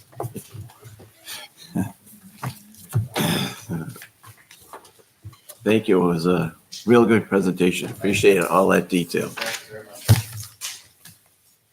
Okay, Let me read the next piece. sure, please. Next on the agenda is case number 2019-09, applicant Christopher and Kelly Borst, owner Christopher and Kelly Borst, location of property 11 Lund Street, map 19, lot 310. The applicant seeks a variance from section 310 to allow construction of an attached breezeway and garage, the construction of which would encroach 4 feet into the side setback requirement of 20 feet. Thank you for your time. I'm Chris Borst from 11 Lund Street. Kelly Borst, 11 Lund Street. And this evening, we're here seeking a variance to install, as mentioned, a breezeway and an attached garage off the gable end of our house. And that the right rear corner of the garage would infringe at its most maximum point 4 feet into the 20-foot side setback. Would you like me to proceed right through? Yeah, we don't, so I'm just going through so we don't really get this stuff that far in advance. What we do, I usually make copies and send out to the board. I don't know if we have any drawings or anything like that, so I'm just making sure I don't have any spare copies to pass out to people. I don't believe I do. There is a drawing here. Is that the drawing that we're talking about? Yeah. So this is the only drawing that we have right now? So if they wanted the reference, this is the Yeah. one we should be looking Yeah, at, that's right? exactly correct. Okay. Yeah, please. I just want to make sure everybody has a chance to. Let's do it real quick. Do you wanna, can you come up here and point out what your concern is, maybe? That's the variance right there. So correct. So here's the house. This would be the 12-foot by 20-foot breezeway, and this is a 24 by 24 garage. This, of course, line marks the side setback, 20 feet. So that corner infringes on that side setback by a maximum distance of 4 feet. 4 feet, okay. Do you know what the area is of that spot right there? Any idea? Square footage? Yeah. If I had to, it's going to be a hypothetical guess, but I'm going to say somewhere in the neighborhood of maybe 8 square feet. Okay. Like the little coin you're talking about? Can we just make sure these guys have a chance to see it? Yeah. Thank you. Please. So I'd get my geometry out. The house, which is a 24 by 34 colonial. This is a 12 by 20 foot breezeway. This is a 24 by 24 garage. In that back corner, you can actually see the setback line. Just that sliver of the corner is what impacts that side My setback. geometry. This here, from the house to the garage is 12 feet, right? From the house to the garage, correct. This is a 12-foot span for the breezeway. You said 12 by 20. I was just wondering Yeah, which way it 12 went. wide, 20 feet. Yep. And that's 24 by 24. And at its maximum, this infringes 4 feet into that side setback. Is So this is the that a house that sits two-car? on top of the hill? It's that on a- street? yes. Like it's way up on top of a hill, that Yeah. house? It's elevated on a hill. Okay. Yep, yellow colonial, Two-car garage? 2-car garage, 24 by 24. Okay. I think you can go. What's that? Keep going, I think. Do you want me to run right through? I think so. Okay. So I guess facts supporting this request. The variance will not be contrary to public interest because the addition will only enhance the aesthetics and value of the home without any need for major excavation or modification to the current property landscape, and it will be in character with the existing homes in the neighborhood. It's nothing elaborate. It's nothing excessive in size. And like I said, it's within character of the existing homes in the neighborhood, most of which have attached garages or breezeways and garages. The spirit of the ordinance is observed because there's no conflict with any of the abutters or utilities such as gas, power, water, etc. The breezeway and garage would not in any manner alter the character of the neighborhood or have any adverse impact with respect to the safety, health, and welfare of the general public and or wildlife. Substantial justice has been done. We did scale back. We toyed around with a few different ideas as far as going off the back of the house versus off of that side of the house. And in this particular location seemed to have the most logical and efficient, setup. And with that being said, the size of the garage, we actually did scale back. It was initially drawn up as a 26 by 26, and we scaled that back to 24 by 24. Certainly manageable space for us to use, but in scaling that back, that 2 feet, of course, minimized how much we would infringe on that setback. And of course, we're talking, at a maximum distance of 4 feet, and that would maintain 16 feet of that buffer, which is 80%. The values of surrounding properties are not diminished.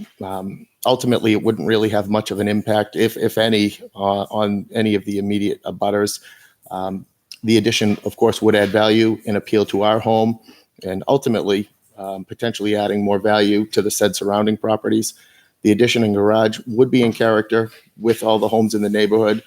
Again, as the vast majority of these homes are currently set up with garages and or breezeways with attached garages.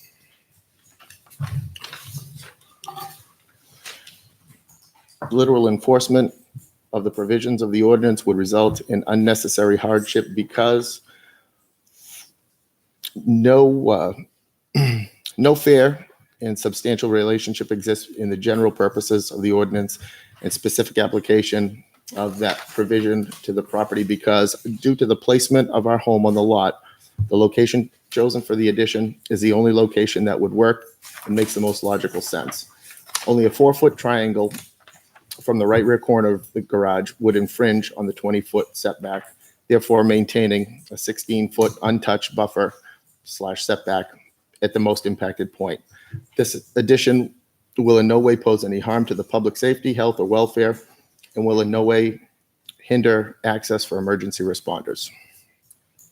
The proposed use is reasonable because the breezeway and attached garage will be in character with the other homes in the neighborhood.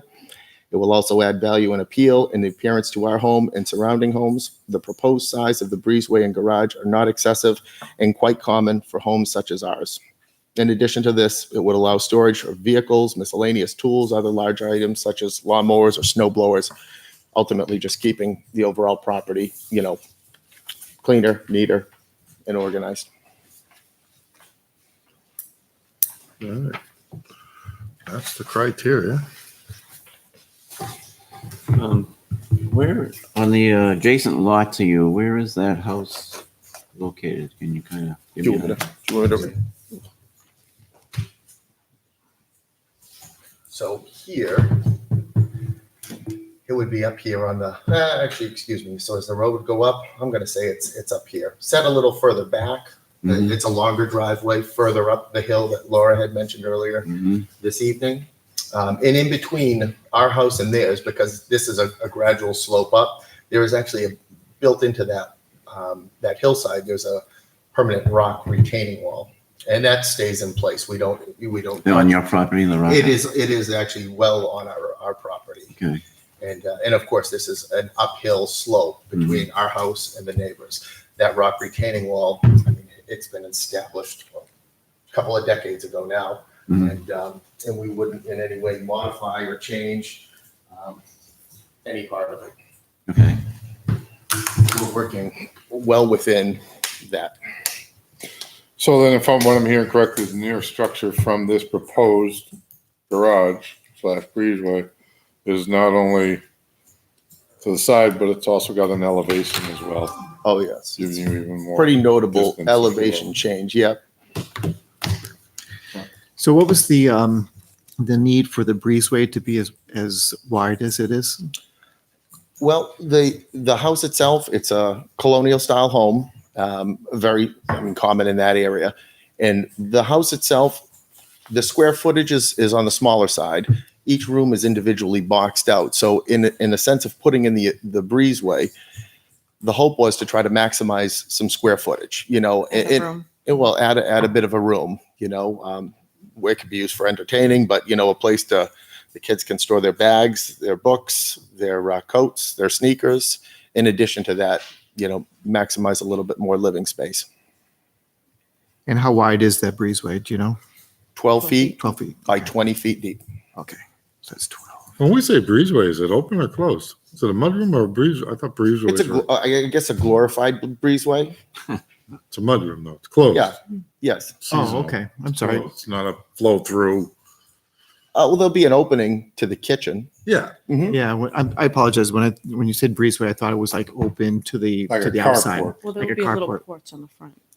Is that what you mean? You're going to have an enclosed room there. Correct. Yes. Okay. Yeah. They were Yeah. thinking it wasn't going to be enclosed. Oh, no, it certainly is enclosed. Yeah. So you can't walk from one point right through without opening any doors, is what we're saying. Is you Front to back from it up, front yeah. to back.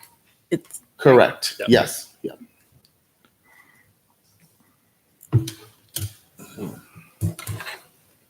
How close is he to you?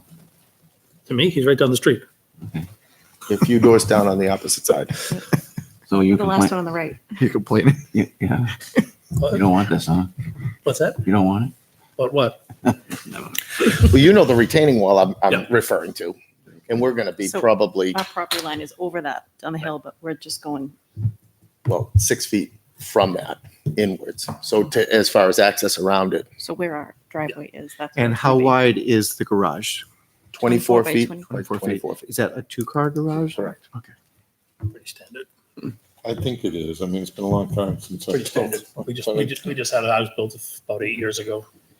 24 and 12. Wow. been longer than 12. that. That's what I remember for a single. It's 12. 9's about the minimum you can Yeah. get a single car garage.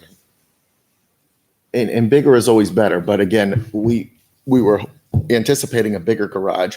I went into this under the auspices that it was a 15-foot setback on the side. Without, just putting the cart before the horse. We both come from Pelham and just a little bit more familiar with the regs back, down there. So, kind of had the design drawn up and then naturally went back to the drawing board because we knew right then and there that this is asking for a little bit too much.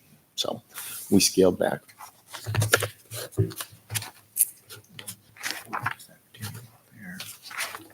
He said it was on his property.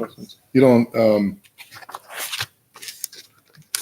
have any letters from the abutters or anything like that in support or against? Well, we did the certified mail. They were notified. Yeah. No, I have to do that. Yeah. Right. Oh, you do that? Yeah, I do that. I mean, we personally went door to door and spoke with every one of our immediate abutters, the four I that, think that, yeah, the two. And then- And then the two across from us. We and did then notify. actually up the street, the Warks and the Piconis, which are closer to Tom. So you have no garage now in the house, No. the property. I don't know. I don't have the drawing. Does that show your driveway? Is your driveway on that side of the house? Is There you that, go. There's a, oh, is that an aerial view? Or even nicer. yeah. I'm gonna have to get myself a phone. These things are so cool. So right now, it looks So like this it's is where it's paved at, on that right? side of your house. Correct. And Well, the pavement ends and there's reprocessed asphalt from the actual asphalt to that rock retaining wall. Do you want me to? No, that's the go up and rock clarify? I guess he's talking about it. no, I'm good. He's got stuff So that- going on. And Yeah. how far is the retaining wall from? It's a little over the retaining wall from the corner of the garage, Yeah. just over 6 feet. Okay. So the retaining wall is somewhere between the end of your property and that corner. At its closest point, yes. Yeah. Okay. That's what it looks like. Yeah. Just have to get a lawnmower through. Now, what did you, for number 5, you need Oh, us, you already know the area. Thanks. That helped.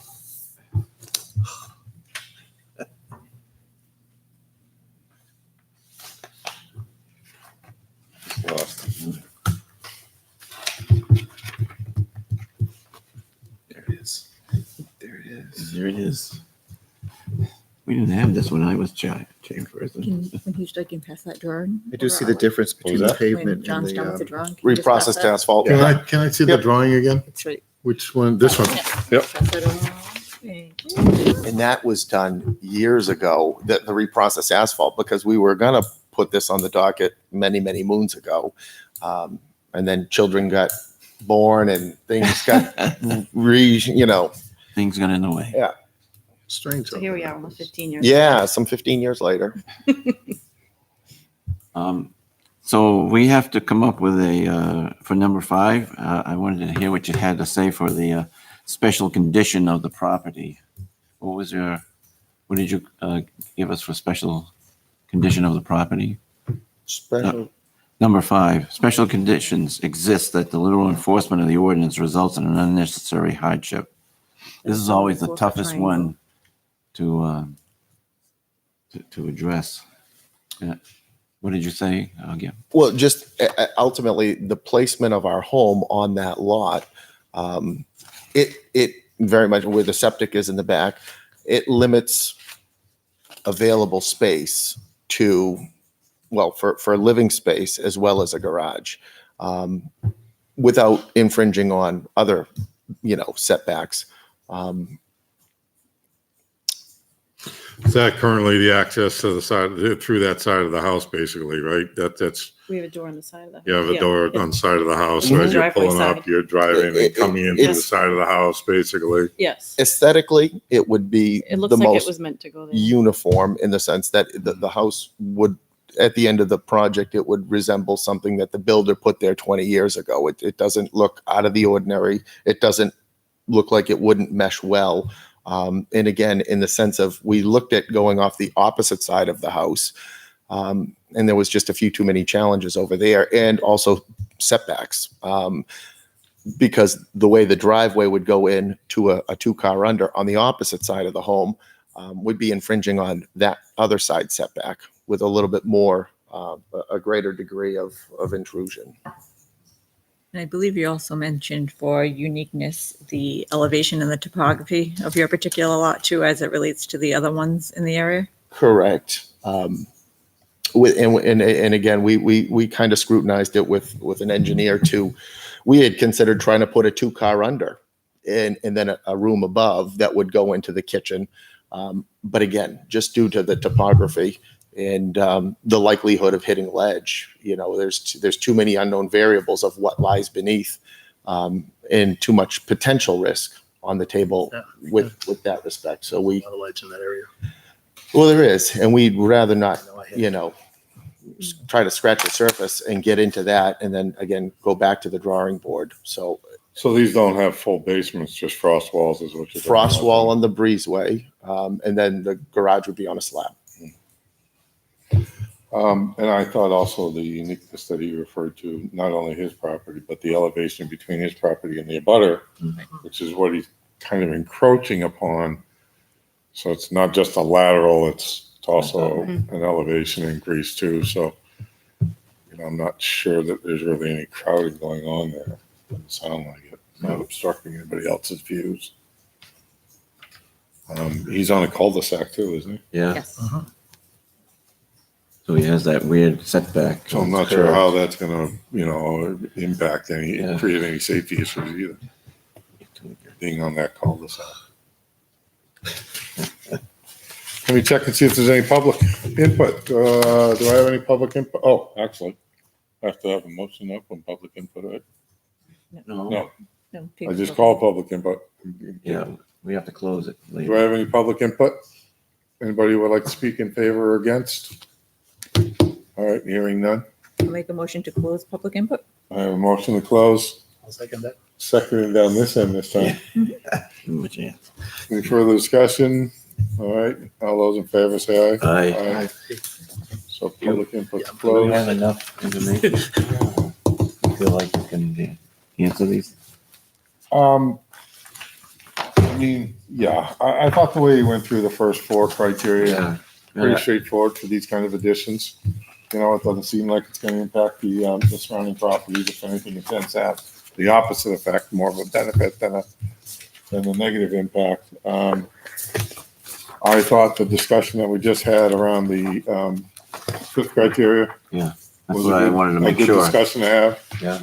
To reinforce that particular one, and that's what I would want to capture in the decision. So other than that, I felt comfortable with what was Can you presented. reiterate what that was? In terms of the Special condition, yeah. the special condition of the property for me really is the fact that he's on a cul-de-sac.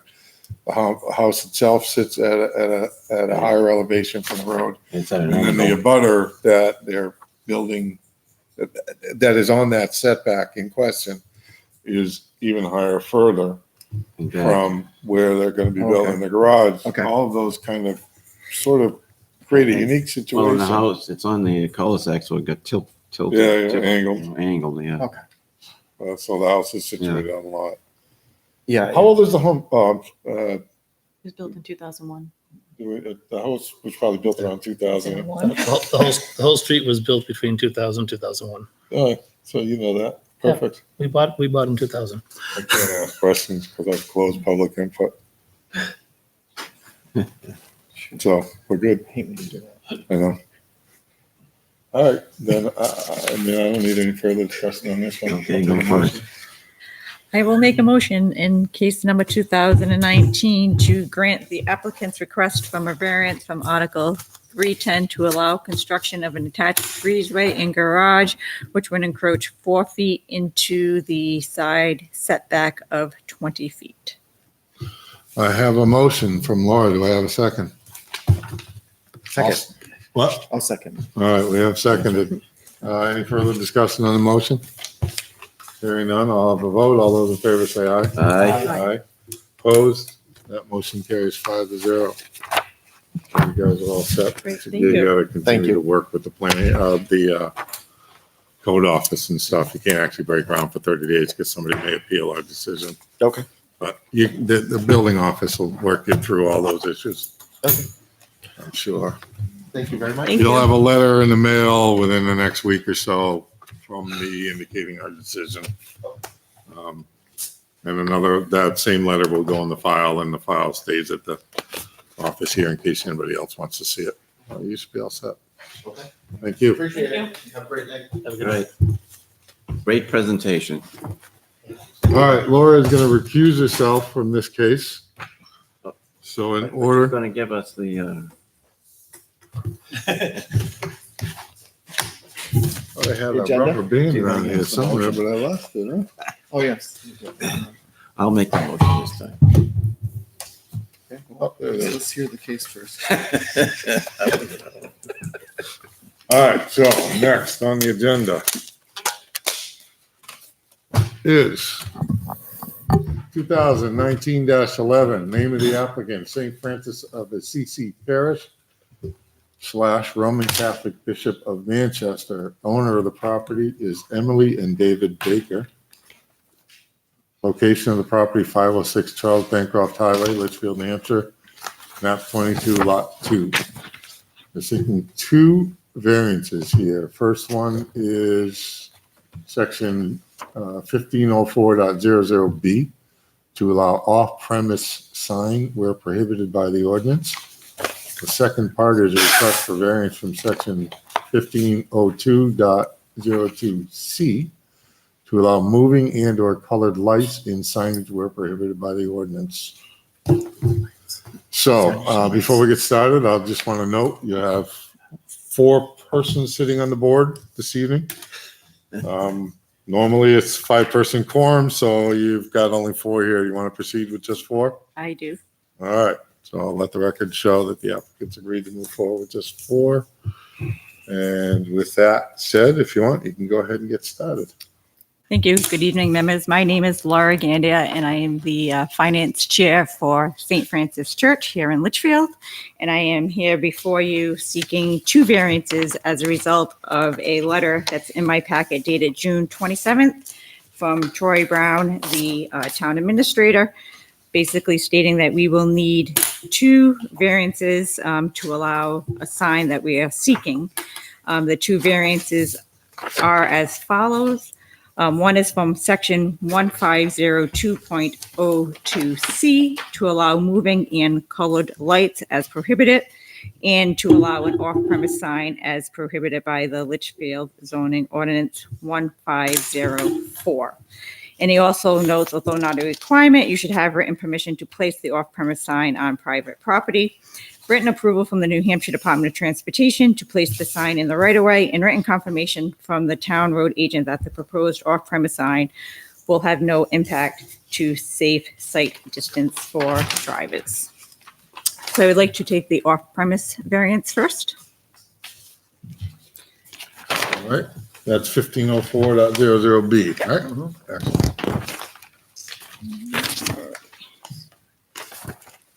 So St. Francis Church opened its doors in Litchfield in the year 2000.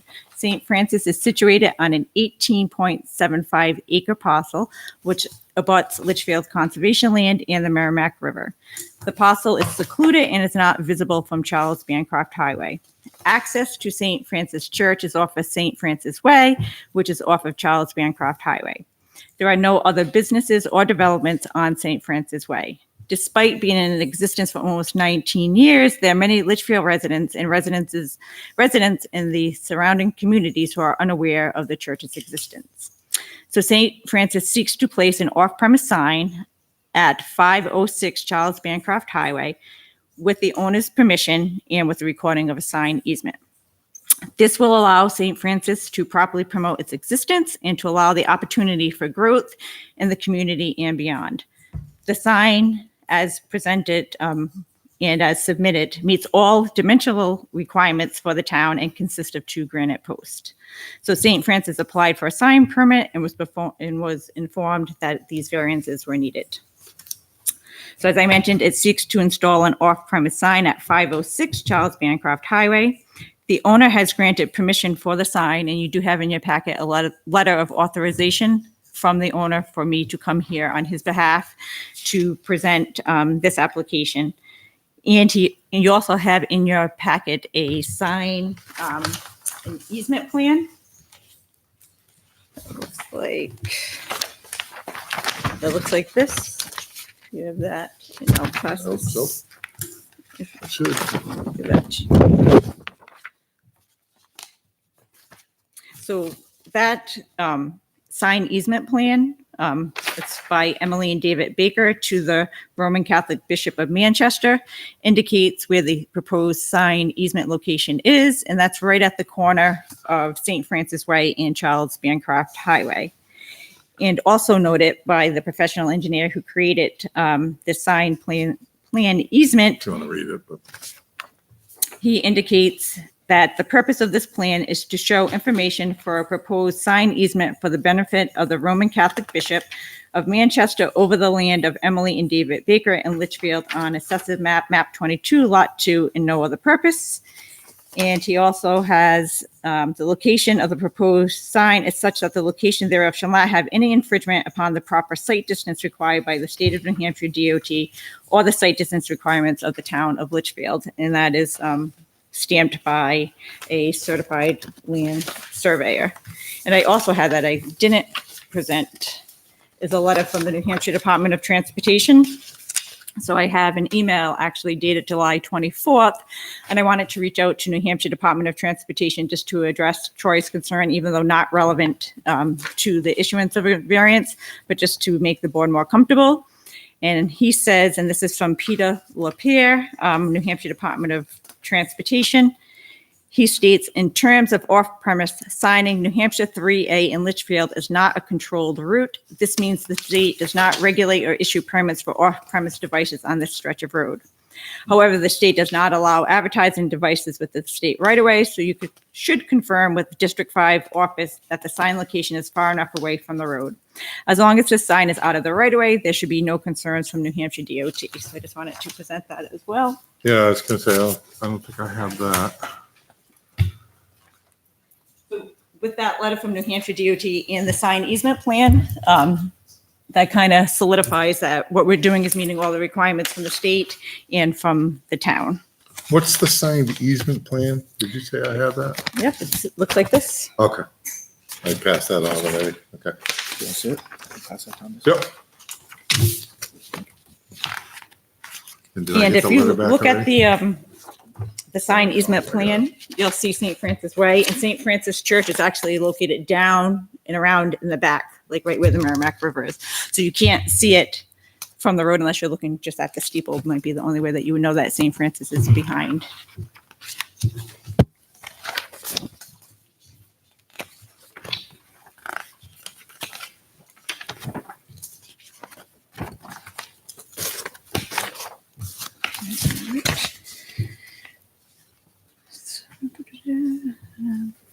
So again, we have the owner's permission to put the sign there. They've given me full authority to act on their behalf in any all permits and processes. We have the draft of the sign easement prepared, draft sign easement language that we'd also record with the registry, just so everybody is clear that that would be all legal and exactly what it needs to be.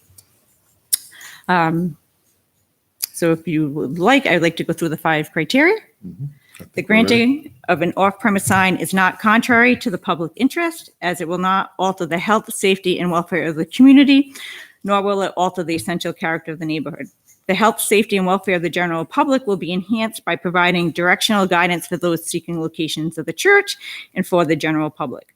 Businesses all along Charles Bancroft Highway advertise their businesses with signs. There are numerous signs in the immediate area on Charles Bancroft Highway. At 502 Charles Bancroft Highway, Linda Jacobson, certified public accountant, has a sign. 503 Charles Bancroft Highway, Hidden Creek has a sign. 505 Charles Bancroft Highway, Warren's Auto Body has a sign.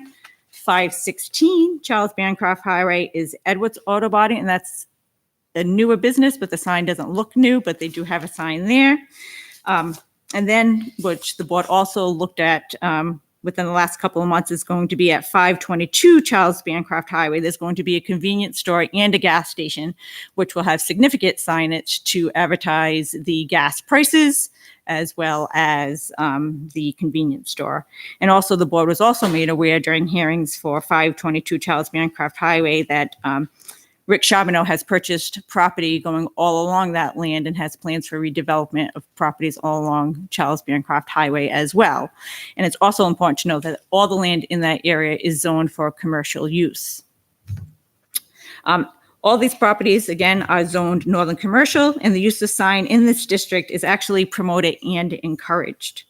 The allowance of an off-premise sign for St. Francis Church is in the public interest, as placement of a sign on St. Francis property provides little to no utility, as it will only be seen by the people who are purposely going down St. Francis Road for church attendance and activities. So St. Francis does have a little sign, but you only see it if you're going to church. You're not going to see that sign no other way, and there's no other way for St. Francis to promote its existing except to have a sign, an off-premise sign, on Charles Bancroft Highway. The allowance of an off-premise sign promotes the public interest of the motoring public, so they will know where it is, not trying to slow down and figure out where it is, and the motoring public in general by providing guidance to the church's location and its existence. The spirit of the ordinance is observed by granting the variance, as stated in section 15.01. The spirit of the sign regulation is to allow, and this is coming straight from your ordinance, the spirit of it is to give information and direction, provide a format for street advertising, build the image of business and industry, respect the environment, complement the character of the zoning district and the surrounding land uses. So all 5 of those spirits are provided by allowing an off-premise sign. If you give St. Francis an off-premise sign, you're allowing for information and direction to those who may be seeking the church or those people who want to know where it is. You are providing a format for street advertising, so St. Francis can promote activities. They can promote the school, because St. Francis does have a school as part of its existence. There's the parish and the school. So this is an opportunity for those knowing that there's another school in town. And actually, a lot of people don't know that St. Francis has a school. And this is another way to promote it and advertise this business is by allowing this off-premise sign. It will help to build the image of the business and industry. St. Francis is always seeking new parishioners, and this will help in that regard to build the business of seeking parishioners and those seeking to worship at St. Francis. It will complement the character and zoning district. Again, this is zoned commercial. It has, as I already mentioned, numerous commercials. I didn't get down to Mel's Fenway Park or any of that. That's on Charles Bancroft Highway as well, all in that surrounding area. So it is complementing the zoning district and the surrounding land uses. So the spirit is meant by allowing an off-premise sign that will not alter the character of the neighborhood. It's not going to affect the health, safety, and welfare of the general public. It actually will increase the health, safety, and welfare of the general public. The sign ordinance is in place to allow businesses and facilities the opportunity to advertise and promote their existence and growth. The only feasible method for St. Francis to do this is by having an off-premise sign. There's no other way for them to do it. Substantial justice will be done by granting the variance. The loss to St. Francis Church by not having an off-premise sign far outweighs any gain to the public, as again, there's no other feasible location for St. Francis to put a sign. A sign on their property does little to no value to anyone except for those who are actually going down there. In fact, there's a gain to the public by allowing St. Francis to properly identify its existence and by allowing the public to safely access the church. The values of surrounding properties will not be diminished. The sign is aesthetically pleasing and is made of granite posts and is of high quality and will actually raise the bar for existing signs. If you look at signs in that area, and I'll get into those in a minute, St. Francis sign will actually be of higher quality than what is already there. St. Francis property, now I'm on number 5, St. Francis property is unique as it has no direct visibility from Charles Bancroft Highway. And if the board remembers, this board found uniqueness for the gas station property that is on Charles Bancroft Highway using some of the similar characteristics that I'm going to describe for St. Francis's property. And again, the board found that the property for the gas station was unique because it was a large parcel. This is 18.75 acres, similar to what the gas station is. This one actually sits back from Charles Bancroft Highway. It's not on Charles Bancroft Highway, unlike the gas station. Charles Bancroft is a major highway. Through the only access to it for St. Francis is through St. Francis Way. The traveling public will not travel by this location unless they are specifically going to the church. The property abuts conservation land and the Merrimack River, so you have all that uniqueness. There's no other way for people to see anything for St. Francis. And again, these factors were found with the gas station to be unique, and they're even more unique for St. Francis, given the fact that it sits closer to the river and has no direct access from Charles Bancroft Highway. So it abuts conservation land and the Merrimack River, and there's no other development on St. Francis Way. All these factors create a unique hardship on the owner.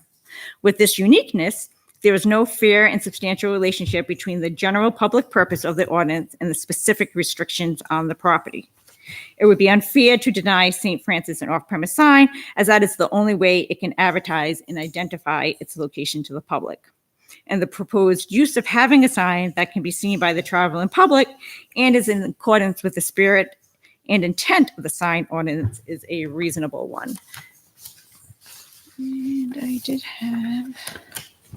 And I also have a letter from Linda Jacobson, who has a business right on Charles Bancroft Highway. Just want to find that. And she expresses her support for the sign. And while I look at that, if the board has any questions, I'll be happy to entertain those. Can you see a picture of the sign? This. Yep, I'll pass out these. I actually Laura, have is some that, questions too. Before I do, this picture. Yep. Which has a sign, that sign is like a rendering of what it would look like. It doesn't exist today. It doesn't exist. No, there's nothing there now. And I'll just give you this letter. And this is for all the variances. There is something there too. You said, and I've seen it, but is that, so when we talk about off premises, your map, the church is map No, the 22? shop is way down here. This road goes. Yeah, I know it's way down, but they're map 22 lot 100, they're way back there, Right, right? but this isn't even where the church is. It's 18 acres, so it's set Way back, yeah, right. So it's off premise because you're putting the Not sign somebody else is on putting it. 22 lot 2. Yes. We're putting up- Somebody else's Right, and lot. that's the big If this guy wanted to put a sign right here, He could. the exact same sign, they He could. could. Absolutely. Lori, the picture here shows, is this, That's, is that really set back enough? Is that no, really? that would be within the sign easement. Yeah. Where, So this isn't a real. that's just to show you. Rendering. What the sign What it looks looked like. like. Right. So it's not gonna, I know that somebody's driveway is over here, so it's not gonna impede. No, and that's the- what's You certified see all by that? their engineer. Yeah, you saw that That's one. an easement application. I got the If you pictures have for you in a safety second. fences, or is it in the right of way? What about the lighting? It doesn't really show lighting. That's gonna be my second. Oh, we haven't got Oh, that that's yet. cool for the We're work. gonna have, Finish the off-premise first. we're gonna have electronic sign, I already saw the flashing pictures. lights on. I think they have probably 11 hours. So, and I did present to you a letter from Linda Jacobson, a certified public accountant. I, dear Chairman Riley, I, Linda Jacobson, a certified public accountant and owner of a professional office and business located at 502 Charles Bancroft Highway, support the variance request for the sign to be located at Charles Bancroft Highway as submitted. And I have pictures that I can go through. So I'm just going to, in your packet, you also have pictures of various signs in the neighborhood. I'll show you those. I'll do this one by the list.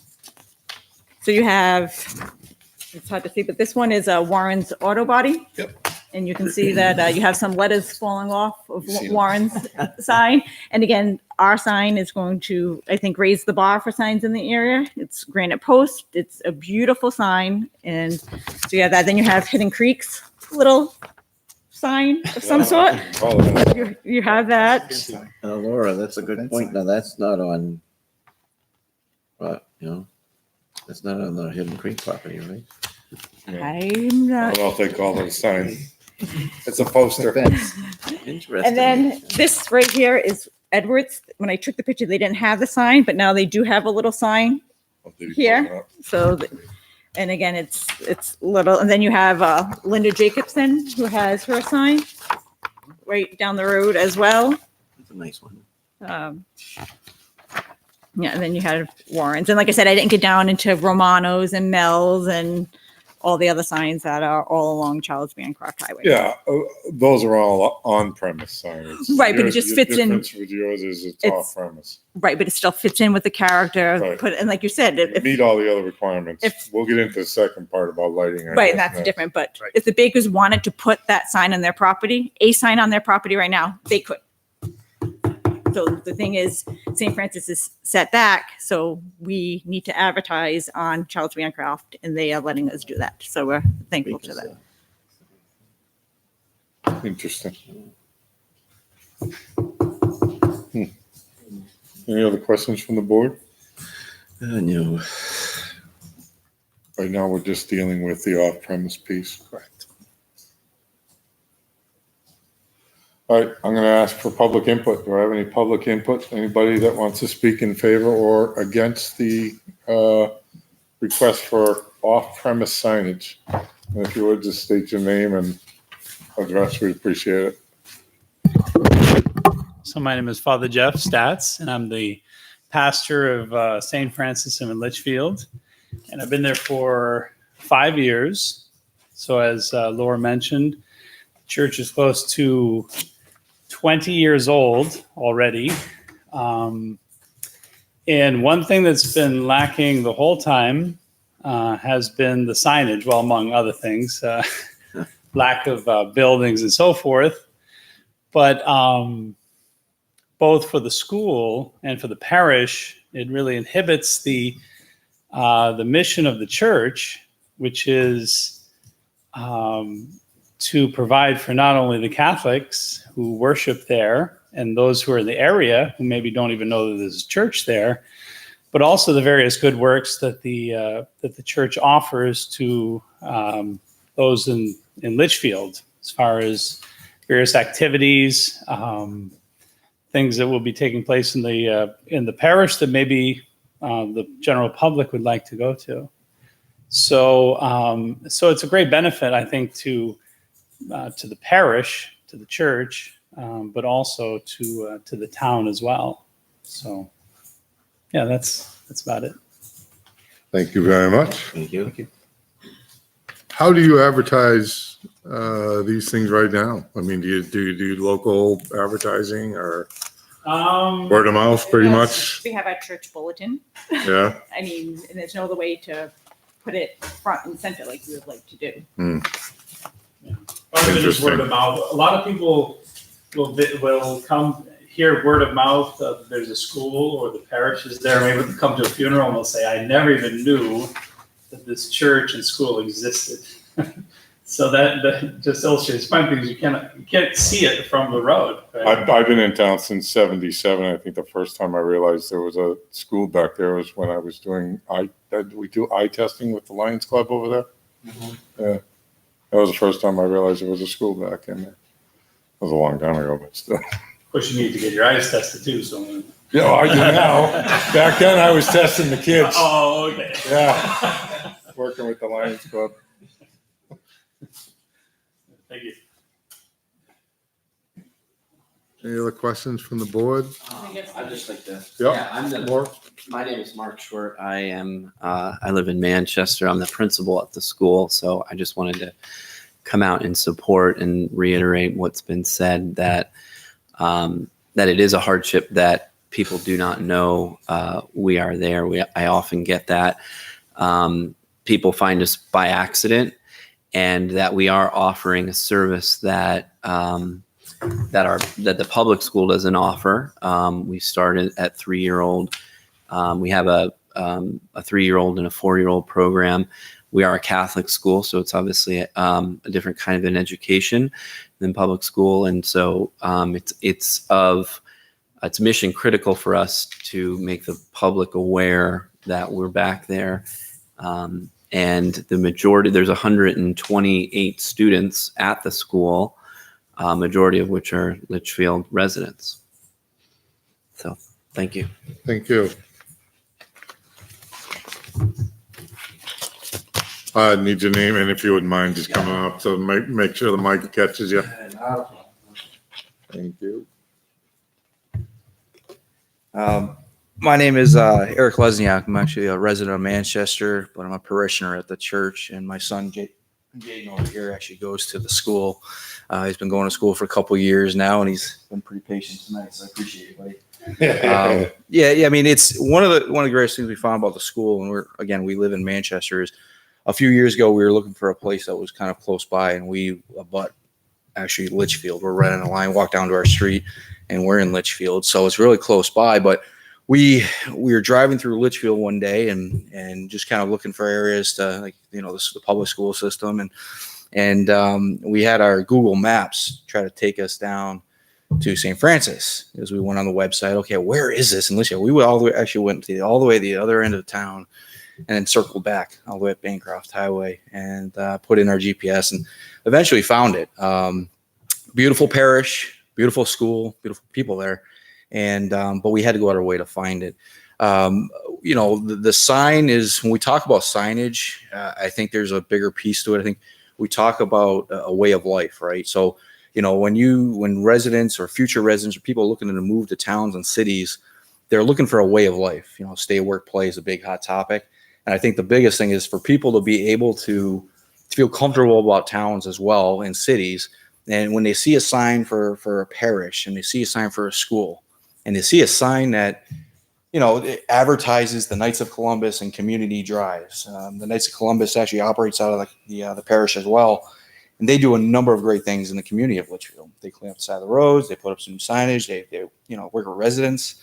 So being able to advertise that on the boards as well for new members and the parishioners. And of course, a school, which is growing by the numbers. And we're seeing that in our very brief time with Jaden over there. So I think it's from a standpoint of a parishioner, and from a father or son goes to school there. I think it's very important to have signage to continue to increase the level of enrollment at the school, as well as the parish, because in the circle of life, everything comes full circle. I really do believe that as this grows, so does the community presence of volunteerism and getting involved in the community and giving back and announcing. So I think it's sort of a way of life thing when we talk about residents, especially potential new residents looking for good things in the town to move to. And if they know there's a good parish here, they know there's a good school system, not just public, but also private, and something that they're fond of, they may want to move here as well. So thank you.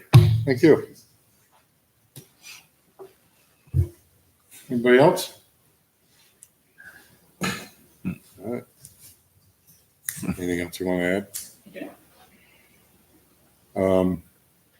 Yeah, I had some questions about the other piece of this, but I guess I'll wait till we get there. In terms of the off premises, where does the the existing sign that I can see, that little white sign, right? Isn't there a little white St. Francis sign right now? It's like a street sign. It's a street sign? Yeah. Is that what it is? Is that on the property? Or is that's not either? Well, there's the information, the state of New Hampshire information sign that's up a ways. Yeah. Telling you the church is down there. Yeah, it's a Oh, blue yeah. sign. Yeah. Mm. Oh, I must miss that one. Okay. Interesting. All right, any other questions from the board on this piece? All right. Do we want a motion to close public input? I can take one, I guess, if we're ready. I make a motion, we close public input. I have a motion from Greg, seconded, A second. seconded by that. Any further discussion? Hearing none, all those in favor say aye. Aye. Aye. All right. So Laura going to provide us with the. I have the written responses. Oh, you do? Okay. I do have the written responses and, yeah, I mean, So I'd like to make a motion to grant a variance from section 1404.00B to allow off-premise sign for the St. Francis Church in a parish. I'll second that motion. I have a motion and it's seconded. I do have some further discussion though. I mean, I agree with the motion. I agree with it. I mean, largely because it just makes sense that they should have a sign. Mhm. The uniqueness of the property, how far, I mean, they don't have really any visibility. Yeah. Unless you're already on the road heading there. And if you're already heading there, then you know it's there. You know, so it just seems to me that, but this just makes sense. What's your question? Anything? No, nothing. I Okay. just wanted to make sure we at least covered that. Just jumping right to the motion worries me a little bit. We have to. Oh, Yeah, sometimes you I make a mean, motion and opens for discussion. that's why I'm discussing it. So I'm okay with that motion too. Did we have a second? We had a second from Greg. Greg? All right. So all those in favor say aye. Aye. Opposed? So that motion carries 4-0. Let's go to the second part. Second part is for a variance to section 1502.02D to allow moving and or colored lights. And before I begin, the first thing I want to know, and I think it's important for the board to know, is that the variance that I am being informed that I need by the town is for the moving of color lights. And Litchfield zoning ordinance does not regulate electronic message board at all. So there's nothing in Litchfield zoning that says you cannot have an electronic message board. So when this sign permit was submitted, I was informed by the town, yeah, there's nothing that says that you can't have it.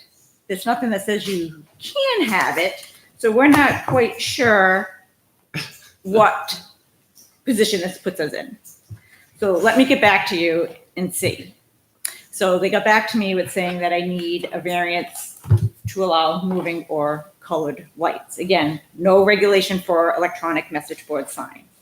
So I had, and I'm reserving my right for an appeal of administrative decision because I haven't received, if this variance isn't granted, I haven't received final determination as to what I really need for a variance. But I'm going forward based on the letter that I received from Troy Brown. And the discussion that I had was, I have an electronic message board sign, which you have in front of you, and that's what I'm seeking the variance for, is the electronic message board sign. And I was told, because of this electronic message board, which is not regulated by the town, that I needed a variance because I have moving lights. And my question was, my lights aren't moving. I'm not having scrolling text. I'm not moving my lights at all. Well, you're technically moving them when you change the message. That was the response I was given from the town. So you have moving lights because when you change the message, your lights are moving. I really don't think that's the intent of what that sign regulation is. Does it allow for you to have scrolling text on that sign? I'm not even asking for scrolling text. I don't want scrolling text. I was But does the sign allow it? I'm assuming it does. That's not an option that I was doing, but that's not something that we were even seeking. So the sign ordinance, and I did print out some of it just so in case you have- 150202, right? Mhm. Yeah. So we can just kind of take a peek at some of it, because I really think it's important to see the position that has been put in by the town. Again, no regulations for electronic message board, but in 1502, it says designing lighting, no reflective material will be used, no banner streamers will be used, no neon flashing, colored or moving lights will be used, no light and glare shall obstruct. So this is what I was told that I needed to seek a variance from. And when I had the discussion, my lights aren't moving, they're not scrolling, they're not flashing. Only time they're technically, and I don't even want to say moving, is when I change a message. So my question would be, if I never change the message, would I need a variance for moving lights? We'll get back to you. I have not received any further determination as to exactly how my lights are moving. And the second thing is colored lights. So it says that I can't have colored lights. When I read that, I'm thinking colored lights is red, yellow, blue, all together, this big thing. I'm like, so no matter, I'm not having multiple color for my lighting. I'm having one color, which is amber. So if I was to have any color, I would need a variance. That doesn't make sense to me. So if I was to have white, would I need a variance? If I was to have yellow, would I need a variance? If I was to have blue, would I need a variance? How does, I don't even get how this, I mean, usually people light their signs with a spotlight from the ground that says, hey, I'm a sign. Exactly. So again, I'm reserving my right for an appeal of the administrative decision, even saying that I need these, but for good faith effort, because I think these variances will be easy for me to overcome based on the analysis that I just went through. I'm proceeding forward because we really want to get the sign installed as soon as possible. So you do have the letter from the town that basically says I need a variance for moving lights that are not moving except for when I change them, and for colored lights because I have a color Of a non-white. light. No, if it was white lights, I would need a variance. So, It's a color. because that's a color. I'm So, trying to find out how the gas station is going to get better. so my, Well, so I really think it's important for the board to understand this analysis before I proceed, so you can understand why I'm reserving my right to appeal an administrative decision if the board is not so inclined to grant me a variance from moving, in quotes, and colored lights, in quotes. Before you get into this, let me ask you a question. If I'm not mistaken, isn't the town's own sign right out front have lights? Don't they have it? They put like Yeah, but it's not a. potluck supper or fireman bean supper and all that good jazz out there? Well, they're exempt. The town's exempt? The town. I was wondering if you talked to them about what they had to go through to put their own sign in. And I don't want to bring other properties into question, but if you drive down Charles Bancroft Highway, you will see that there are numerous signs that have lights in different colors on them. So maybe you could help us with what you perceive the intent is. I am going to do that. All right. If you are ready for Stealing me your to thunder. proceed, I will. So, Yeah, St. Francis seeks to install an electronic message board as part of its sign, and you have what the sign looks like. Again, the town's ordinance does not prohibit the use of electronic message boards in its ordinance. However, the applicant was advised that a variance is needed from the section that we just went through. The applicant is not intending on having multiple colored lights, and in fact, only planning to have one color as part of its sign. There will be no scrolling messages, so the lights will not be moving, but will only move when the message is changed, which will be for less than a second. Despite these differences in interpretation, the applicant states the following. The granting of the moving and colored lights section of the ordinance is not contrary to the public interest, as it will not alter the health, safety, and welfare of the community, nor will it alter the essential character of the neighborhood. The health, safety, and welfare of the general public will be enhanced by providing clear and legible text for the motoring public and for those seeking the location of the church. The sign will be neat in appearance and lessens the chance of vandalism and the alteration of the message. As you can see, there's other signs in the neighborhood where letters are falling off. This will eliminate that and actually increase the aesthetics of the neighborhood. The sign will be neat in appearance, and again, it lessens the chance of vandalism and alteration of the message, all of which are a benefit to the public interest. Again, it's important to reiterate that there will not be multiple colored lights on the sign, and the lighting on the sign is related to the text. And the only time the lights are moved is when the message is changed. There are other signs in the neighborhood whose letters are moved when the message is changed as well. So anybody who has any type of reader board, you have moving text. And, you know, I'm not aware of variances for those signs. The property is zoned in the Northern Commercial District, and the use of signs, again, is in this district is promoted and encouraged. The allowance of colored, again, I'm putting colored and moving lights all in quotes because I do not think they are, but for the purpose of this discussion, I'm just using the words for the variance. The allowance of colored and moving lights of an off-premise sign for St. Francis Church is in the public interest, as placement of a sign on St. Francis's property provides little to no utility, as it will only be seen by people who are purposely going down St. Francis Road for church attendance and or activities. The allowance of the sign as proposed promotes the public interest of the motoring public and the public in general by providing guidance to the church's location and existence, as well as clear and legible text, which is not moving. The spirit of the ordinance is observed by the granting of the variance. As stated in section 1501, the spirit of the sign regulation is to allow signs that give information and direction, provide a format for street advertising, build the image of the business and industry, respect the environment, and complement the character of the zoning district and surrounding land uses. And I will, reiterate, briefly what was said for the first variance request. The electronic message board will give information and direction. It provides a format for street advertising. It's building the image of the business and industry. It's respecting the environment. It's complementing the character of the zoning district, which is a commercial district, and the surrounding land uses. And I do not believe that the spirit of moving lights is when I change them. I don't think that that's the spirit of what that is at all. I don't think having one color light is the spirit to say that's a colored light and therefore prohibited. So I think the spirit and intent of it is meant because our text is not scrolling, it's not moving except for when it's changed, and we are only having one colored lights. The spirit is also meant by allowing the sign as proposed, as that sign will not alter the character of the neighborhood nor affect the health, safety, and welfare of the general public. The sign ordinance is in place to allow businesses and facilities the opportunity to advertise and promote their existence and growth.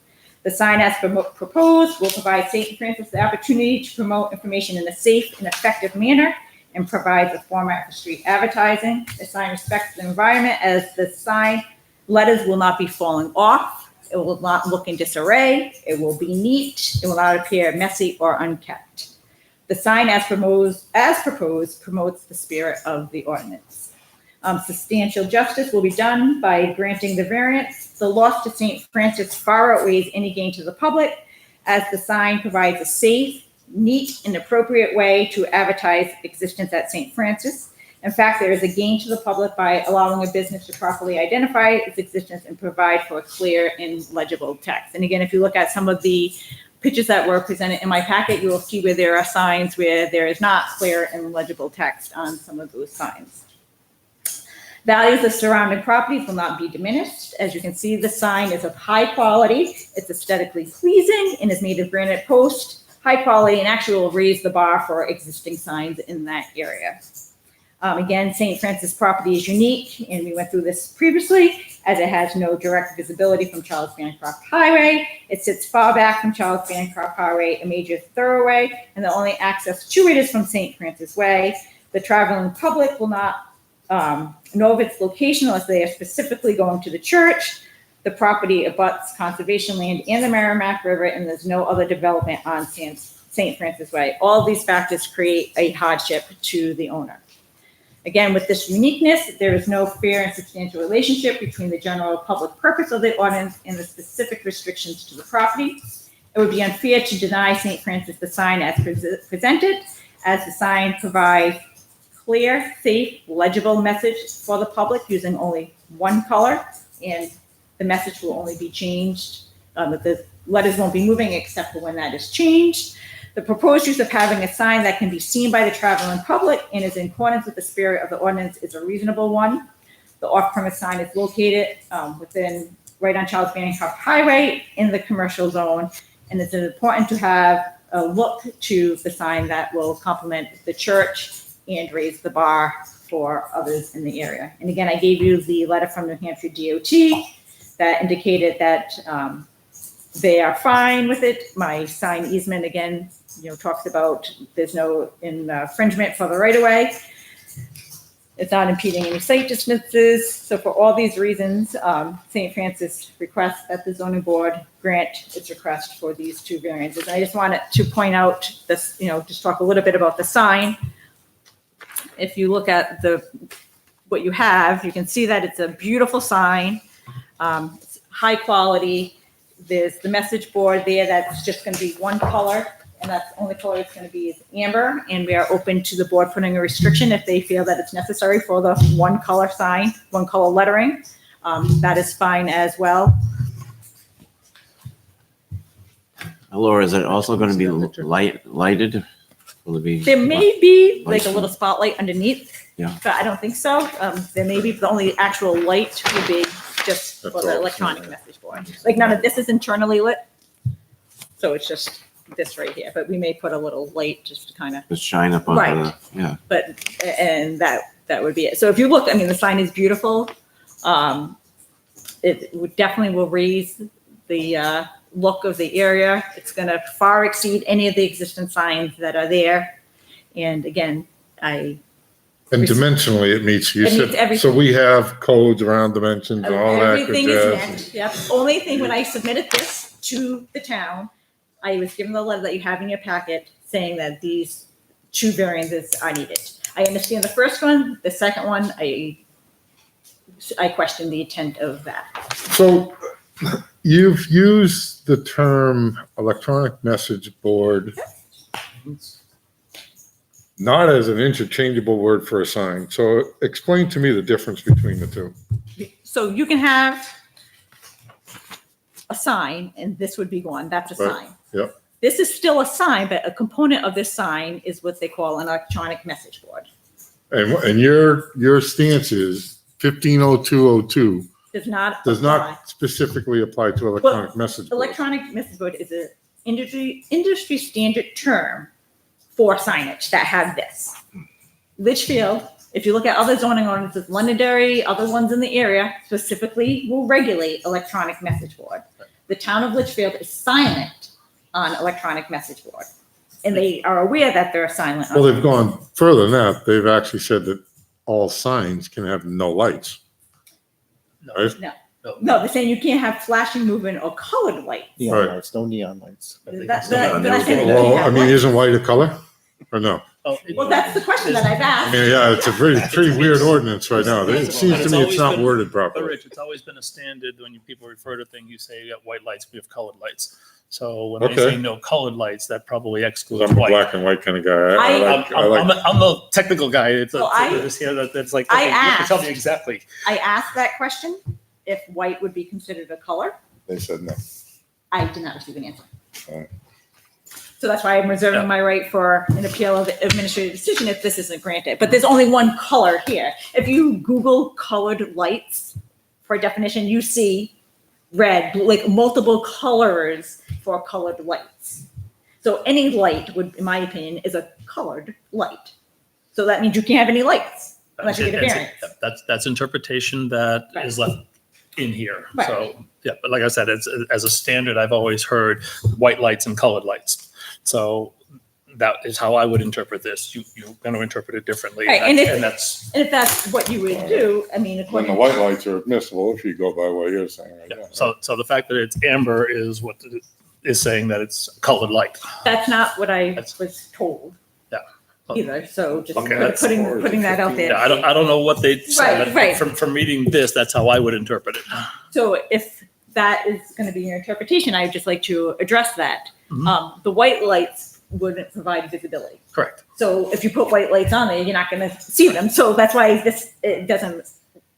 My whole point of being here, I find to be unique as to why I'm here.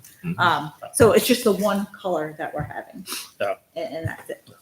So does it, well, I was going to say, does Emily and David Baker understand that they would be happy with not just the St. Francis They are parish aware of sign, this. but also have a message Yes.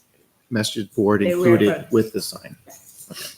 And you're representing them? Yes, I have the letter in your packet that, oh, I'm not representing them. I'm here. I can speak for them, but I'm here. Exactly, that's right. Right. So they, if you look in your packet, I have permission from them to come forward on their behalf. Very good. I think some of the today's message boards are like using one of those things. You know, if you get off a ramp on 293, It's a computer there's screen. Yeah, there's that ramp with that big bright flashy Yeah. sign there. That's no, I wouldn't want that. I can understand them being concerned with that, And but what you're showing is not that. So let me be sure I understand the reason why you want the message board. Yeah, message board. Is because the church actually, you want to be able to change what it says. Exactly. Right, because if we have events. You have activities, you have if we have events. activities for the church, we have Communicate activities that for stuff. the school, we have different events, where like the Columbus is doing an activity, we're having a penny sale, whatever the case may be, we're going to have that opportunity to display that. Christmas. Christmas, right, Christmas pageant, and people love our Christmas pageant. And if you didn't know about it, if we have an electronic message board, you will know about it, then maybe you'll want to come. Services are different on holidays and stuff like that. It's the first. I mean, This is you gonna can't cause use them reflective to material. make some changes. You And can't use I had lights. discussion with them about that, and they understand that. Yeah, there'll be some changes coming next year. Reflective materials will reflect your headlights back at people potentially, so that's the reason for that. I mean, there's reasons for things, but Right, and again, this was submitted, and I was just told for those two things. So everything else was met. Right. It was just,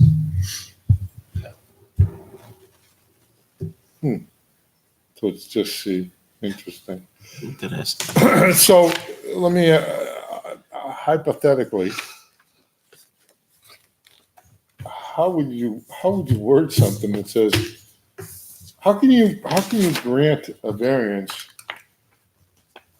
but, and still prevent somebody from putting exactly what it seems they were trying to prevent, which is all these flashing and, well, like if I grant a variance, then you can go ahead and put all those kind of, no, So you would word it such that the, grant the variance to allow moving and color lights with the St. Francis Parish sign located at 506 Charles Bancroft Highway, based on the description of the message board with single colored messages that occasionally change.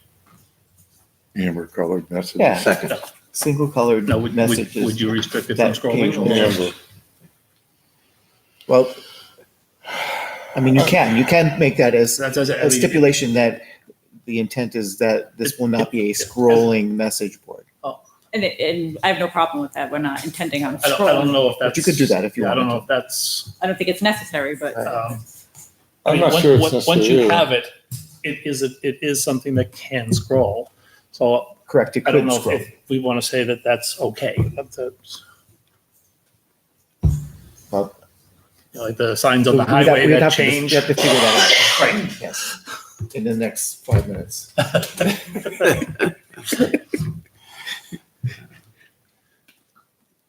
Were you making a motion? Oh, no, we didn't close public input yet. Oh, This is hypothetical.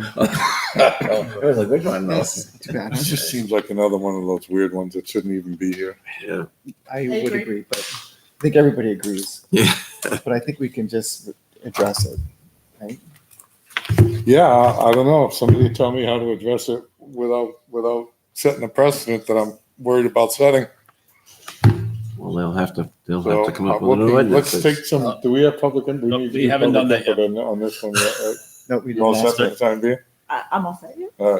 All right. We can ask for some public input. Anybody want to speak in opposed or in favor? Go ahead, please. I need your name. Yeah, if you wouldn't mind coming up so we can get you on the microphones. Name and Yeah, address would be everybody. great.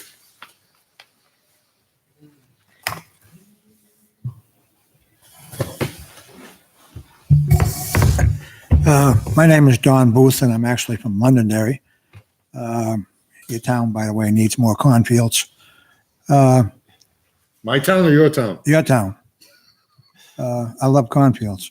Anyways, in reference to the sign, in terms of moving. Oh, by the way, I work with New Hampshire signs, so I know a little bit about the sign. Um,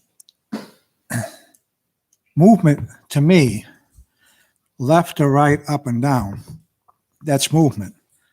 If the electronic device is shut off and somebody enters a new message and now the message reappears, has it moved? It changed, but it didn't move. Yeah. In reference to the color lights, she brings up a good point. I mean, white is a color. We deal with this in a lot of communities, and some communities will dictate a particular color. As an example, Salem requires amber. They won't allow any other color.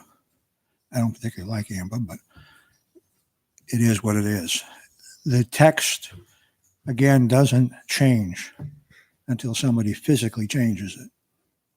The intensity of it is all controlled internally, that at night it goes dimmer. In the daytime, it needs to be brighter because of the ambient light.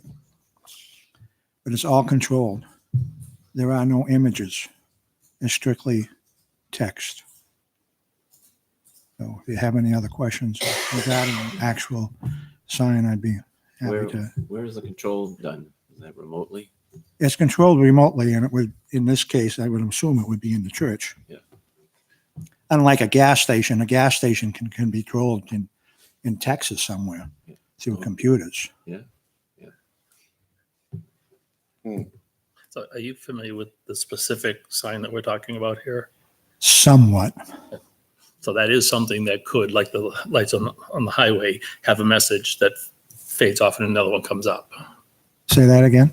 On the highway, when you see the message as you're driving up, they show part of the message.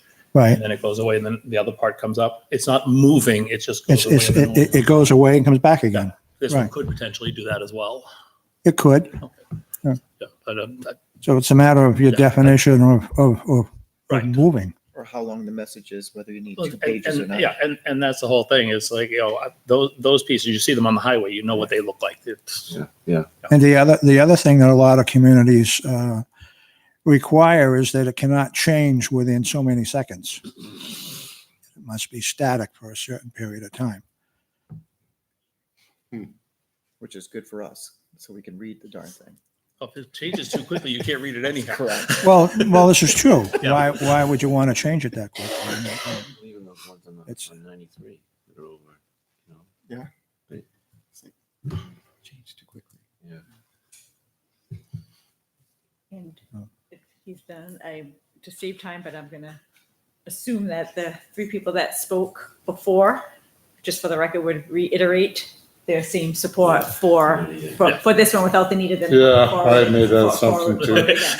But I just want that on the record so that. I actually have a problem with preparing.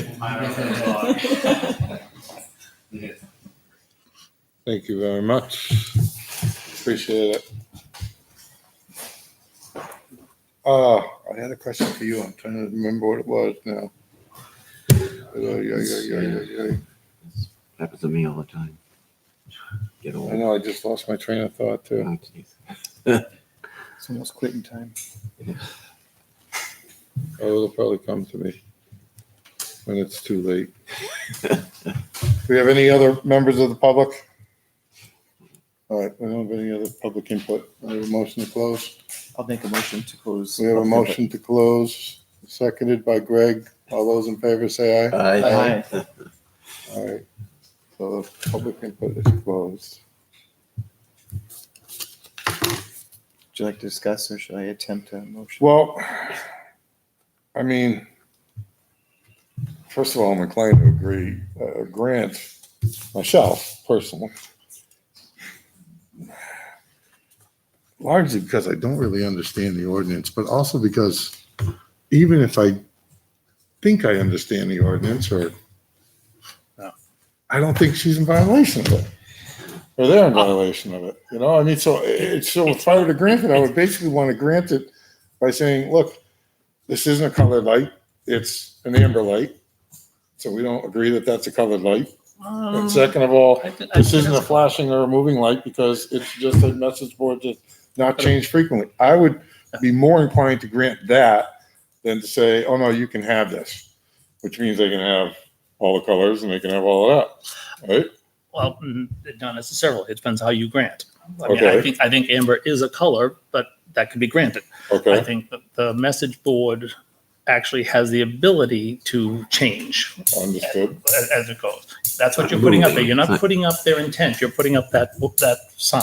Yeah, but I don't consider that by the ordinance. In moving, That's No, correct. It's not. I don't. That's why I'm saying, I don't necessarily want to say it's okay to have a moving light. Oh, Neon, flashing, or moving colored lights will be used. so, but if you're saying Let's that it's okay to have a message board, Yes, so we grant the variance to the 1502.02, whatever, to allow a message board, and we describe it the way it was described. And that would be the motion. and in all honesty, as far as the message board being able to come up and fade back and come back on again, I don't have an issue with that either. It's Well, it's just- I like I mean, what they I ought mean, to do. that's a nice feature. I know. And we see it on the highways. And what a town would want to do in those cases is regulate the interval, like he was saying earlier, Right. because, I mean, if that's a concern, then you regulate the interval. You don't just throw vagaries out, you know, you don't want vagaries out flashing. there. You don't want the flash, you don't want the streamers, those things. And the interval is normal signage because you want to Right. allow people to see it. So Right. you're going to do whatever makes sense for a message board. And in all honesty, 5 years down the road, someone else may be in control over there saying, oh, I can do this, and not realize that they weren't meant to. Right. But like I said, that's why I'm looking at this as, having that come up, and fade and come up again, I don't have a problem with that either. No. And I don't know if we want to allow that, and say that, the amber color and, the message board, but no streaming or flashing, Yeah, that no type of streaming, stuff, no yeah. flashing, right? Because at some point, it may come in handy to the church to be able to put something larger up there, put part of it up and then the second part, like they do on the highways. Yeah. How are you gonna word this one? So I'm okay. I can get past the amber. I can't get past the flashing until somebody words it for me. All right, let me see if I can. Because I want to word it like, That the message, that like, So we may take a couple message shots board. at this, but let me go ahead. attempt a motion. You get somebody, is she allowed to speak to us? Yeah. Kind of do that when they put those portable flashing. Yeah. Highway lights, yeah. That's kind of what we It's were all right, we talking about can't- already. Go ahead. Okay, so I'd like to make a motion to grant a variance from section 1502.02C to St. Francis of Assisi Parish to locate a message board at 506 Charles Bancroft Highway, Litchfield, to include basically to include a single colored light, and allow changing of messages periodically. I mean, That close? I'm not sure how to word that, the ability to have a Periodically changing. multi-part message. Well, he said, To be changed periodically I mean, it's as vague as the ordinance. Right. So let's leave it that way. Right, because that allows them to change Exactly. it during some period, which but is, could be a couple seconds. Would you mind changing it to, instead of single color, amber colored light? I'm okay with amber. Amber colored light. Since that's what it is. Yeah. Yeah. So reword it then, please. You have a motion to grant the variance. You got to it. allow. So change the single from single to amber colored light Okay. is the motion. you want to have her read it Do you back? want me to read it back? Sure. Motion to grant the variance, I'm not going to say what variance it is, Okay. to locate a message board at 506 Charles Bancroft Highway to include an amber colored light and allow changing of messages periodically. Can I just add this, is she electronic message board? Electronic. Yeah, electronic Yes. message board, Thank yes. Thank you, perfect. That was the intent, so thank you. That actually works for me. Yeah. Good. Do I have a seconded? I'll second it. I have a second on this end. Any further discussion? No? Oh, okay, all those in favor say aye. Aye. Aye, opposed? Motion carries 4-0. Thank you. Have any other business? No. You all know that you're on Make a Litchfield motion to TV, unfortunately for We're Manchester. You gonna, can't see it. yeah, let's nominate Laura as chairperson. Yeah, But the nice thing is Litchfield people Because might she's see not on the this. board, so we can nominate her as chairperson. For the next. Yeah, right. I always like to ask for volunteers, but We're good. Okay. can't do that either. We're good. I have a motion to close the public meeting from John. All those in favor, I have a second. Second. Greg seconded. All those in favor say aye. Aye. Aye. Meeting's closed. Thank you. Okay.